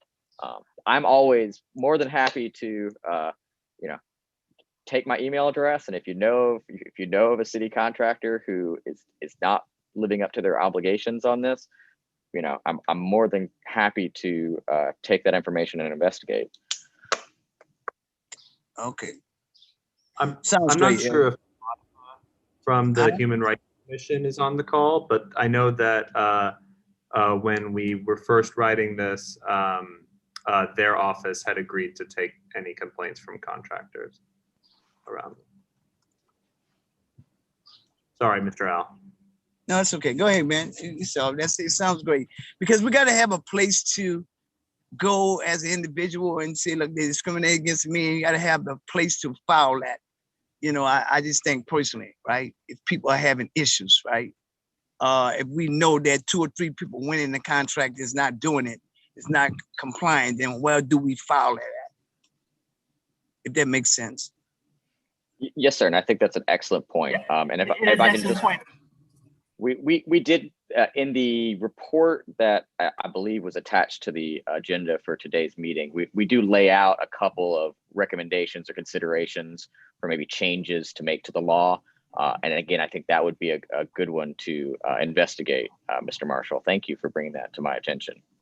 All right, sounds good. Eric, we would be pleased to work with your office to strengthen this and have some more clear guidelines for those who are not in compliance. And as you said, put more teeth into this. So let's circle back and with legal to make sure we can do this correctly. Absolutely. Again, the value of annual reviews. You can see what we do well and what we need to improve upon. Okay. Agreed. Woman, that's nice. Thank you. Thank you. Thank you. Great. Well, I think those are all of our testimonies. We have a short slideshow to come out after this. Oh, the photos didn't come through. That's too bad. You want to go to the next one, see if they came through? There we go. I was the one of the photos from the previous slide, Councilwoman Palmer, is from a mutual friend of ours who has since passed, Robert Goodman, who was there at that very first meeting when we were talking about. I wish I could see that photograph because I actually wrote, I wish you could see on my agenda, Robert Goodman, and I just wanted to bring him up to the members of VOTE. He was a dear friend. I actually knew his mother many years ago, and Robert and I would often have coffee in our neighborhood. So I definitely miss those coffee sessions with Robert, and he would consistently school me around all sorts of issues that have affected formerly incarcerated folks, as well as VOTE, and so many other issues. And I truly miss him. And especially, during COVID, we lost so many people, but we also lost that ability to come together to celebrate a life. And he truly was a wonderful man, and I miss him dearly. Yeah, he was set up that first meeting with you after you were elected, and when he said, Kirsten, are you gonna be down with Ban the Box? And you were like, of course, Robert, we'll talk about it over coffee in the neighborhood. So yeah, it's good. Yep, over coffee and cigarettes. Yes, plenty of times. Plenty of those. Thanks. So these are some great statistics from the Justice and Accountability Center that I think, as all of us as advocates, it's good to be, armed with the data. One that really stuck out to me, obviously the racial injustice of the criminal justice system is a huge issue. And then the 1 in 2 children have at least one parent with a criminal record. When we really think about the economic impact of this on the next generation, and we talk about, systemic racism and when it comes to kids, it's just, I'm really glad that we're taking this on. You can go to the next slide. Another statistic that stuck out to us was that formerly incarcerated people are 10 times as likely to experience homelessness. As Kiana mentioned and has been leading, fair chance in housing is also an important issue, and also with the economics of making it more difficult to find jobs, and with the unemployment rate pre-pandemic at almost 30% for FIPs, we know that has gotten worse and worse since then, and especially folks who were locked up during the base period weren't eligible for unemployment, and so this has not been an easy time. And so grateful for partnerships with people like Shannon to be able to put people, and Local 99 to be able to get people back to work. We can go to the next slide. There are a lot of economic arguments for this, but I think that one that really sticks out is the amount of money in lost wages for people with records, people who aren't able to be able to put that money back in the community and have it cycle. I think that that's what a lot of these statistics point to. And so there's definitely an economic argument for addressing this in public sector and in the private sector. So you can go to the next slide. So then this is our push to expand and build on the work that we've done at the city into the private sector with House Bill 480 by our my representative, Matthew Willard. I think that you all hear us talk about fair chance hiring and ban the box kind of interchangeably, and definitely the ban the box ordinance that the city passed includes a lot and almost all of the elements of fair chance hiring. But when just wanted to talk about the difference. When people hear ban the box, they think it removes that box on job applications. Have you been convicted of a felony? Have you been to prison? Something like that. And so fair chance hiring has, like I said, many of the things that are included in the local ordinance. Prohibits employers from considering arrests without convictions, provides the appeals process for applicants, moves the background check until after the conditional offer of employment, and all these different, elements. And so, we're grateful for the strong ordinance, and especially how that impacts the private sector in ways that in way private sector companies contract with the city. Next slide. We just wanted to address this now. What does fair chance hiring not do? Employers do have the right to ask about convictions just later in the hiring process. Employers, there are many, if you work in school, if you work in a dentist's office, there are many mandatory background checks that are mandatory by state licenses. We're not saying that can't happen. It just should happen later in the hiring process. It does not require that employers hire people with convictions. It just asks that people with convictions are able to get a fair chance. And then I know that the last legislative session at the Capitol was everything was about tort reform and trying to make things, too many lawsuits and the trial lawyers and everything. But this does not create a private right of action for a lawsuit. Instead, House Bill 480 would create an opportunity to mediate these types of disputes through the local commissions, like our own local Human Rights Commission that passed. And so then this is our long-term plan to win fair chance hiring. And it started here in the city in 2014, I stand corrected. And then the state of Louisiana banned the box on civil service jobs. And then our organization was founded in 2017 and established our 3-point platform, including Ban the Box.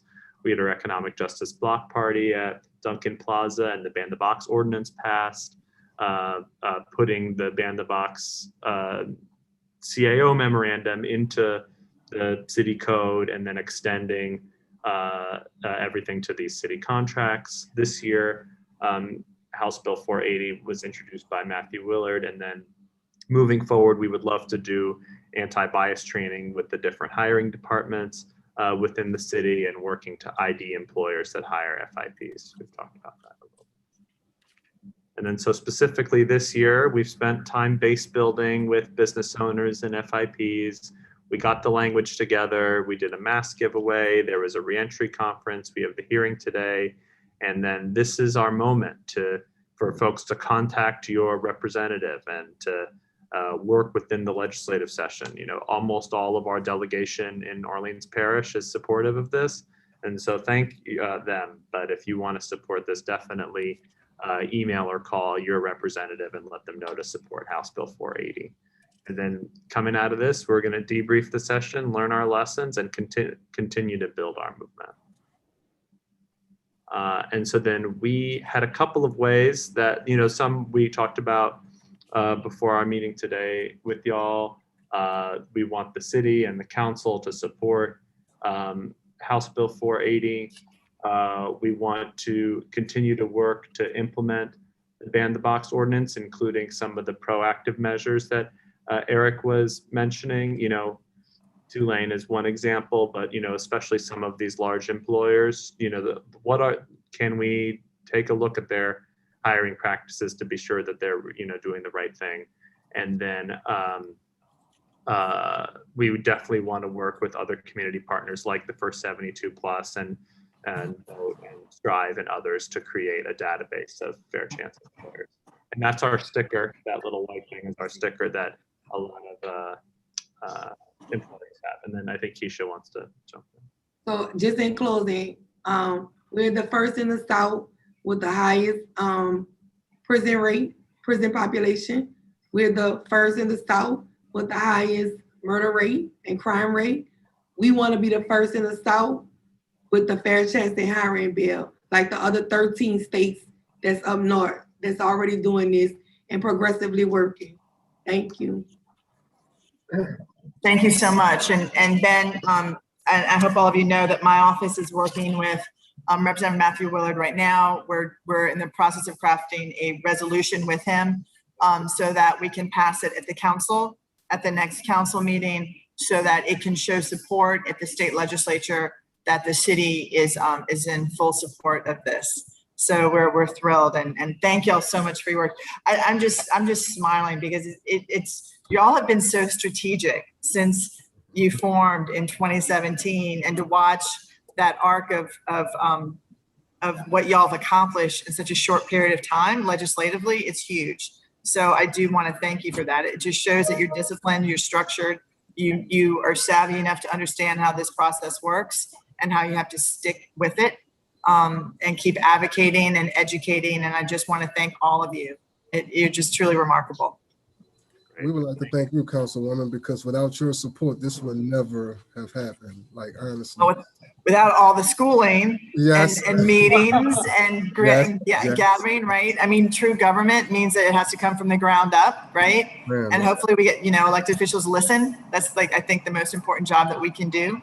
And y'all set the stage for us. So thank you. Yes, ma'am. Thank you. Wow, this has been wonderful. Are there any other comments? Do we have any public comments or council members? Are there any other comments from y'all? No, well, again, I want to thank all of you so much for your work. We'll be here again next year just to continue this, but I'll see you before then, because obviously we're going to work on the resolution. It's in the final stages right now. And then I will get back with y'all and with Ben to talk about how we can tweak the current ban the box to have a little bit more teeth in there when we talk about contractor accountability and things along those lines. So it's exciting. Thank y'all so much. Thank you. Thank you.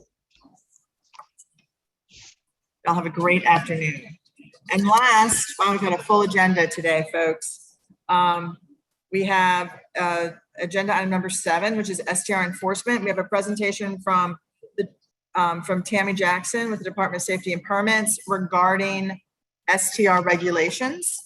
Tammy, thank you so much for coming here at short notice. There has been some issues and concerns in the press and reporting on STRs and what has happened. And so I really wanted to use this as an opportunity for y'all to come and speak on this and help either set the record straight or tell us where we are and what else we need to do to make sure that we have really good enforcement when it comes to STRs and illegal STRs.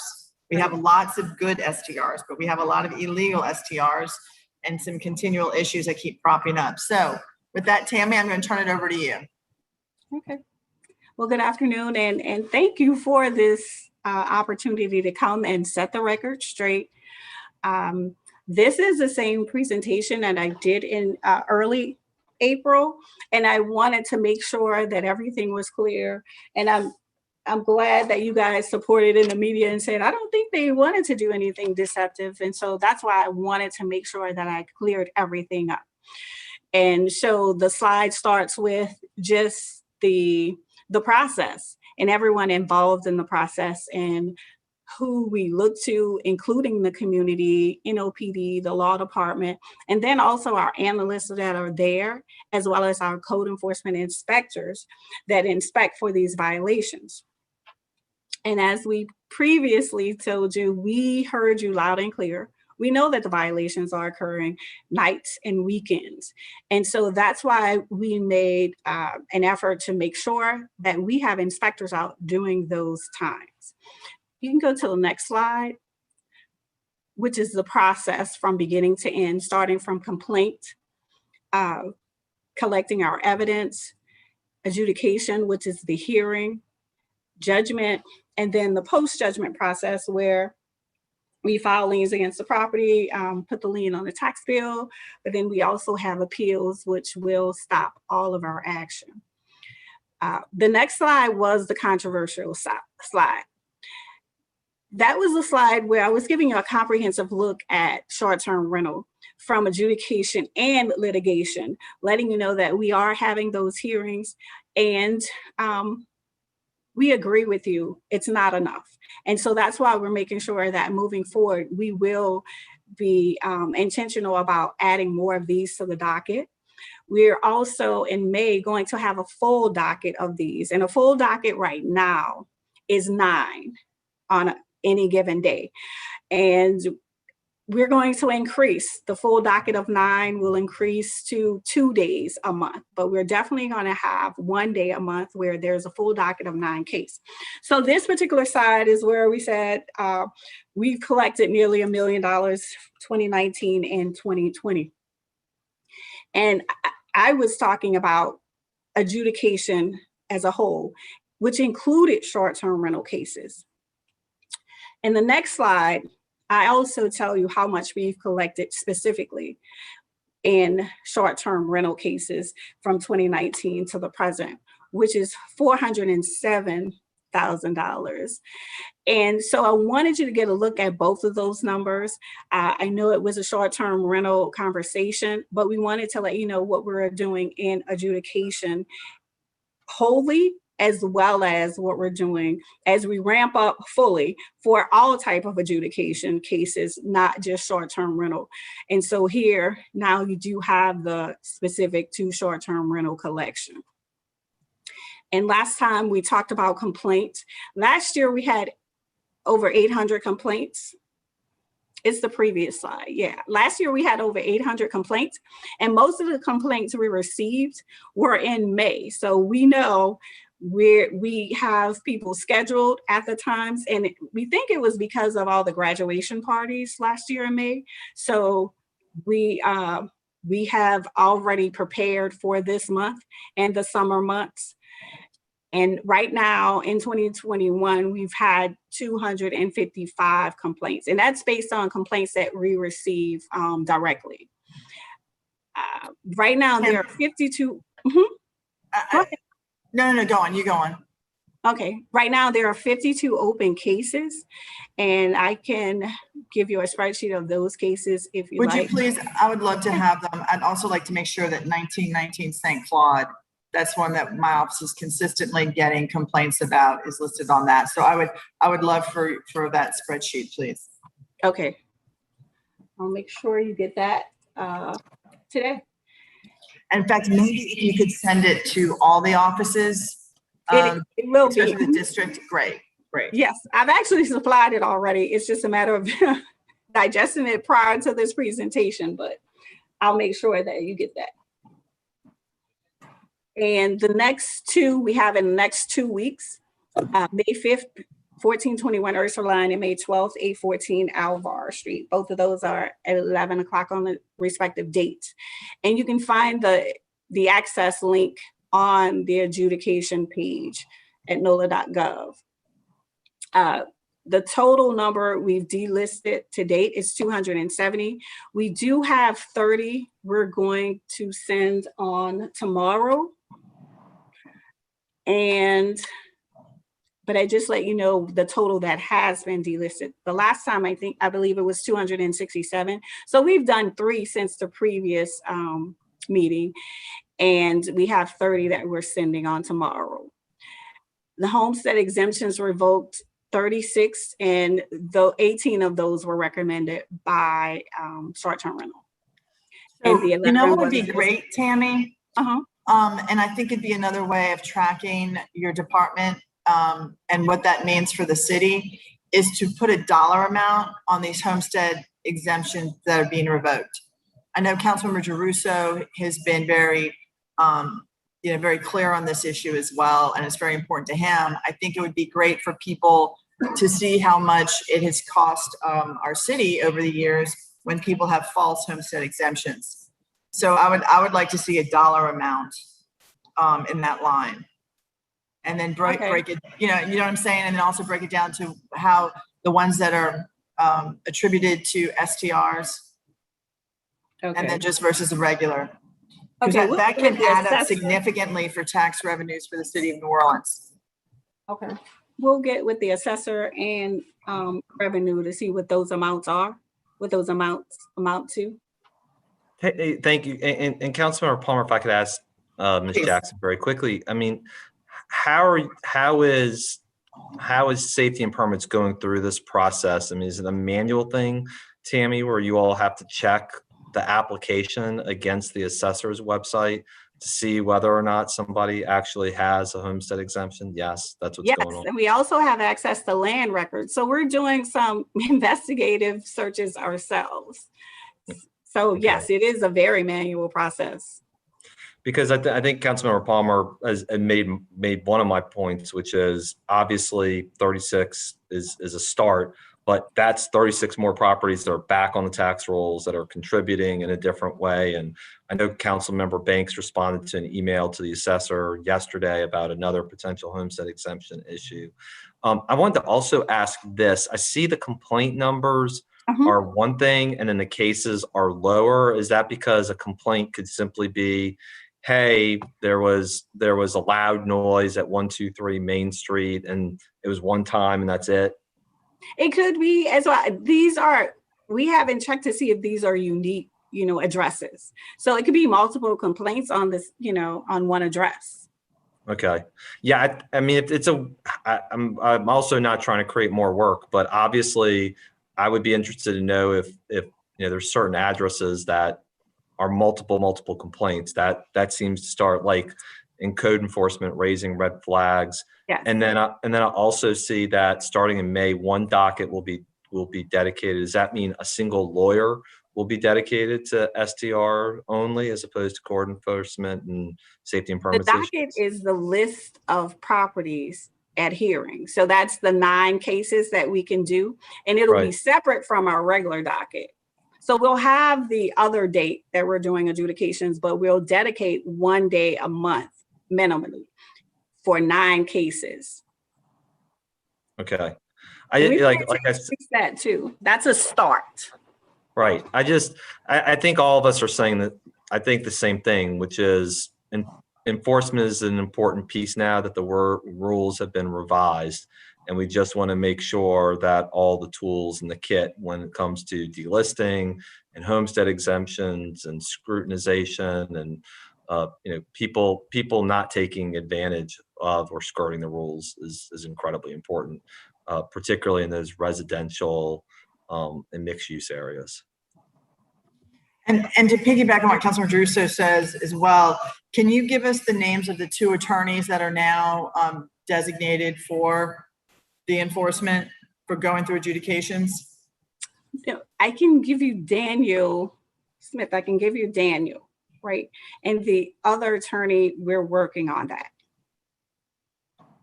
Okay, because I was hoping that you would be able to give us that secondary name today. I requested that earlier in the week just to show the public that those 2 positions that the council advocated for in terms of enforcement were allocated to where we had asked them to be allocated. And I think what this shows as well to the administration and to the CEO is that if you look at STR collections, if you look at total adjudication collections, if you look at homestead exemptions that are revoked, it makes a lot of sense to invest in staffing in this department because of the fines that are collected and the revenue that's generated from homestead exemptions that have been revoked for the city. And all this does is it makes it more fair playing game, right? For everybody that's doing it the right way. And then not just that, for our residents, all of us who are paying taxes, it's not fair if you have other people that are skirting the system. And so if you have 2 lawyer fees, lawyer salaries that are designated to this, you can look at the collection rates, you can look at the homestead exemptions that are revoked, and it clearly shows that these positions pay for themselves. Great. So I'll supply that name as soon as I can. Okay. I also want to ask my office has seen other cities using better digital tools for delisting illegal properties and third party, not contractors, but I guess you create a contract with different digital companies that actually do a lot of this work. And I know Councilmember Druso, you brought up in the past that there are companies that actually focus too on homestead exemptions and finding those people that are illegal homestead exemptions. Are y'all moving forward section? I'm sorry? That's in my moving forward section. Oh, well then, I'm sorry if I'm jumping ahead. No, it's on the same slide. It's right under about starting in May, the dedicated docket for short-term rental cases. And we're also working with revenue to subscribe to a system. So it'll be helpful in revenue, which we're looking to when we say that they are, that the homestead exemption is removed when I get those amounts. So it'll be helpful in that assist as well as enforcement. Excellent. Yeah. So it'll be used by 2 departments. I'm sorry, what was that? It'll be in use by 2 departments. Okay. The other, those digital tools that we're discussing, you said will be used for both departments? Yes, short-term rental monitoring, yes. Great, thank you. And Tammy, to both of those points, is there also, I guess, greater scrutiny for people who have been skirting it by putting in a fake or wrong license number? They just use 0000. Has that problem been solved? Yes, I think that was when we had the temporary measures. And so now that the rules, since the rules went into effect with December 10th, 2019, that's why you see the number of cases, 52 cases. That's since the new rules went in effect. We can adjudicate based on the old rules. And so that's why you see the 52 cases. Got it. Okay, thank you. Mm-hmm. And then the administration side of it, the short-term rental team is also, still doing processing. They receive over 100 applications on a weekly basis. Any given day, they receive about 20-something applications to process. So they're still moving those along as well. So you're saying an average of 100 applications each week for an STR license? Yes. We're still receiving them because it's not on an annual year. It goes out throughout the year. And so, yes, we're processing applications as well and renewals on a regular basis.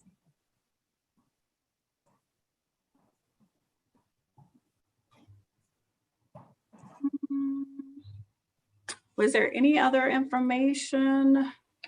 No, I don't. I'm sorry, I received the overall consensus, do better. Yeah, I think Tammy, that's the overall consensus. Yeah, I think all the council members want, and we also, though, with all this being said, is we also want to give you the proper tools, right, so that you can do your job effectively. I mean, we understand the challenges that your office has. We understand, especially COVID times with our challenges with staffing, but, we also want to make sure that you have all the resources that you have moving forward. It's super important now to focus on this as strongly as we can, as our economy is growing again, as we're getting more and more visitors. We need to make sure that the people that are doing this the right way and the legal way, that they're protected, and then also our neighborhoods. Our office worked over a year on this legislation to have really good, thoughtful legislation that would be upheld in court, which we've all found. This is some of the best legislation in the country. But the only reason it can be effective is now it's in your lap, right? And if we have proper enforcement. And I just want to add really quickly too, I think the other issue is we ask a lot of agencies and basically, can you stretch things as far as humanly possible? We have state money that's coming in for this. You have now, what is that? Almost $500,000 in fines. We're taking people off of homestead exemptions, which is generating money. So I think to Councilmember Palmer's point, like, it's properly resourced and you're creating ROI. You're getting the actual return on the enforcement by making sure we're being as scrutinizing as closely and carefully as humanly possible. And then dare we not forget the importance too of a lot of the money going into funds that are going to help with affordable housing, right? So there's a whole nother piece to that to make sure we can have a fund that can, help generate money for first-time home buyers or for affordable rentals, right? And that was done very thoughtfully from this council. to ensure that we have more opportunities with this funding. Great. Any other, Councilmember Russo, I know you've been just so diligent on this. Do you have any other? Sorry, I think that just the big thing is I think just the regular check-in to make sure we're seeing the results, because I think we just want to make sure, Tammy, I think in particular, as we go to neighborhood meetings and we're seeing people and they're asking us, well, there's this, STR on LePage Street that we're trying to deal with, that we can say, well, here's the data and this is what we're showing. These are the delistings, and these are, I think the more data we have at our fingertips and the more that we show the enforcement is working, the easier it makes all of our job to not only enforce, but reinforce how things are working. Thank you. All right, thank you, Tammy. So we'll be looking forward to that spreadsheet that has the different folks on there that are listed that for enforcement, as well as the name of the second attorney that's going to be working in your office specifically for STR enforcement and homestead exemption. Okay. And I'll also send the spreadsheet to corroborate the numbers too, since that was important. I was glad that the lens apologized directly to me, as well as published a retraction. So we do have the spreadsheets to corroborate the nearly $1 million collected in total adjudication. So that'll be sent as well, and you can see the collection for short-term rental as well. So I'll send those 3 spreadsheets, as well as update you on the person specified for short-term rental cases and safety and permits. Thank you. And we'll the assessment number for when you, yes, because I think that number is going to be pretty impressive for people to see how your office is holding accountable. And so people that are trying to skirt homestead exemption who don't deserve it, if they pay into the system, it's beneficial for everyone. So with that, I think, Andrew, we have a few public comments. I'm going to turn it over to him. Okay.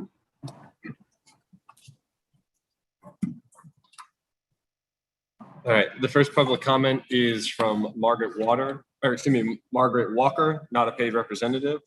I've been watching our neighborhood taken over by illegal short-term rentals. I live next to an illegal STR and have been trying to get it closed down since 2017 when the owner bought the property. The owner filed it under his mother's name and got a homestead exemption. The family has never lived on the property, which is a requirement of an STR on a residential property. We had loud parties at the house almost every weekend. The guests threw beer cans at our house, broke a fence, and we had to put up security cameras since the owner would never take responsibility for his guests. The owner advertises on Airbnb, changes the ads, puts up fake pictures of places, takes the ads down, and puts them back up under a new listing. He switches locations on his customers and advertises under managers' sites with fake names. We have seen people walk out because the place is falling apart and not clean, but they cannot write reviews because he takes down the ad or changes the location. He does not give money back when people are disappointed. He asks customers to pay him directly when he moves them to his French Quarter property. He never puts any of the properties under his name and does everything he can to scam customers, the city, and Airbnb. He rented out the front part of the house to some nice people who have been there for almost a year. They're now moving out because he rented out the back apartments as short-term rentals. We had a suicide in one of the apartments in the backs. He now lives in New York, and I am well aware that the city is sending him notices to the house, 1860 Burgundy, yet I have told them for years he does not live there. Working with the STR office, I reported the ads and they got Airbnb to take them down. Then I reported them again because I found one back up and the STR office got it taken down. Last week, I came across the manager's site advertising non-properties. I'm sure one of them is the house next to me, but since they used fake pictures, I could not identify which one was this property. When the STR office asked me to identify which ad it was, I found that all the places on the site had fake STR permit numbers by working through the STR city site. When working on another project regarding STRs in my neighborhood, I found that most of the places advertised on Airbnb have fake STR numbers or none at all, even though I know some of these are legal. I'm wondering what the STR office is doing. I realize they are short-staffed, but we need enforcement. We are trying to get our neighborhoods back. Next comment is by Chris Bloom, not a paid representative. The recent stories of the actual dollars collected in fines, even with the recently corrected amounts, instill zero confidence that the regulations are working to provide a solution that a majority of residents and voters wanted. The next comment is by Sherry C. Cannon, not a paid representative. I've reported the illegal STR openly operating next door to me repeatedly since began operating as an illegal STR since July 2020. I include videos or photographs to substantiate my records. This is the second time this property, located at 1030 Burgundy Street, has operated as an illegal STR in the French Quarter. I reported it repeatedly when it operated from January 2016 to July 2017, attended enforcement hearings and testified, and endured harassment from the owner of the property, as well as harassment from many of the large groups who rented the property for $2,500 a night. In July or early August of 2017, the city ordered the power meters removed from the property because the owner continued to operate even after being fined $17,500 in total. A long-term lease for 2.5 years followed. After the long-term leasers moved out in July of 2020, the owner resumed his illegal activity, so he is a repeat offender. He caters to large groups of up to 20. Typical renters are baited into renting property into another part of town and then directed to this property upon arrival, known as a bait and switch in the STR world. The city is missing great opportunity to collect fines on this blatant illegal renter. The next comment is by Alan Johnson, not a paid representative. I'm the president of the FMIA, and the hardest part of my job is to get our citizens to report illegal STRs. No one has any faith that the city is serious about enforcing these rules and doesn't care about staffing the office properly. On my block alone, there are 4 illegal whole horn STRs. I've reported them multiple times and have yet to see any results. People are not even bothering to get licenses now because they have nothing to fear from the enforcement office, even though the lack of license is the most easily enforced license. Lack of a license is the most easily enforced license there is. Besides staffing the office properly, there are the most common suggestions I hear from my neighbors. 1, finding out exactly what the STR office needs from us because the current system isn't working.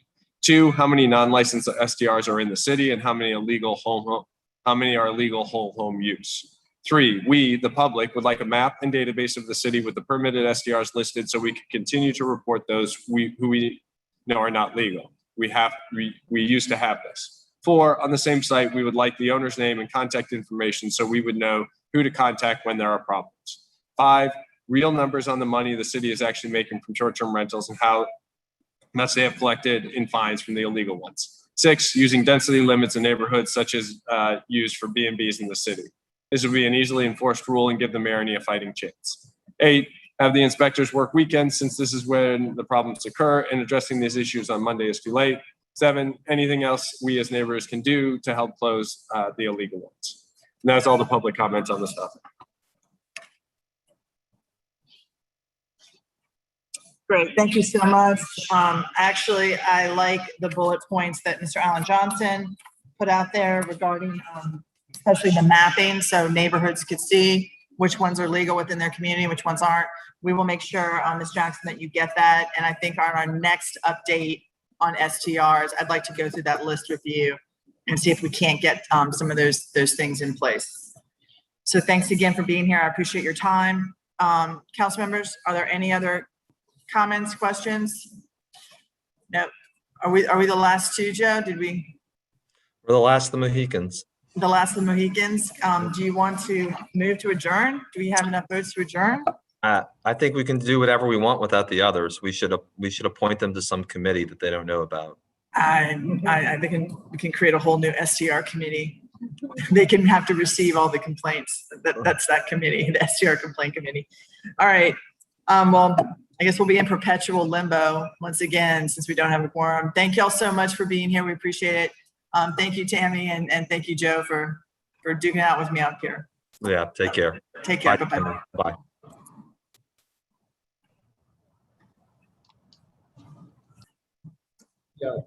Is Ross going to need something too?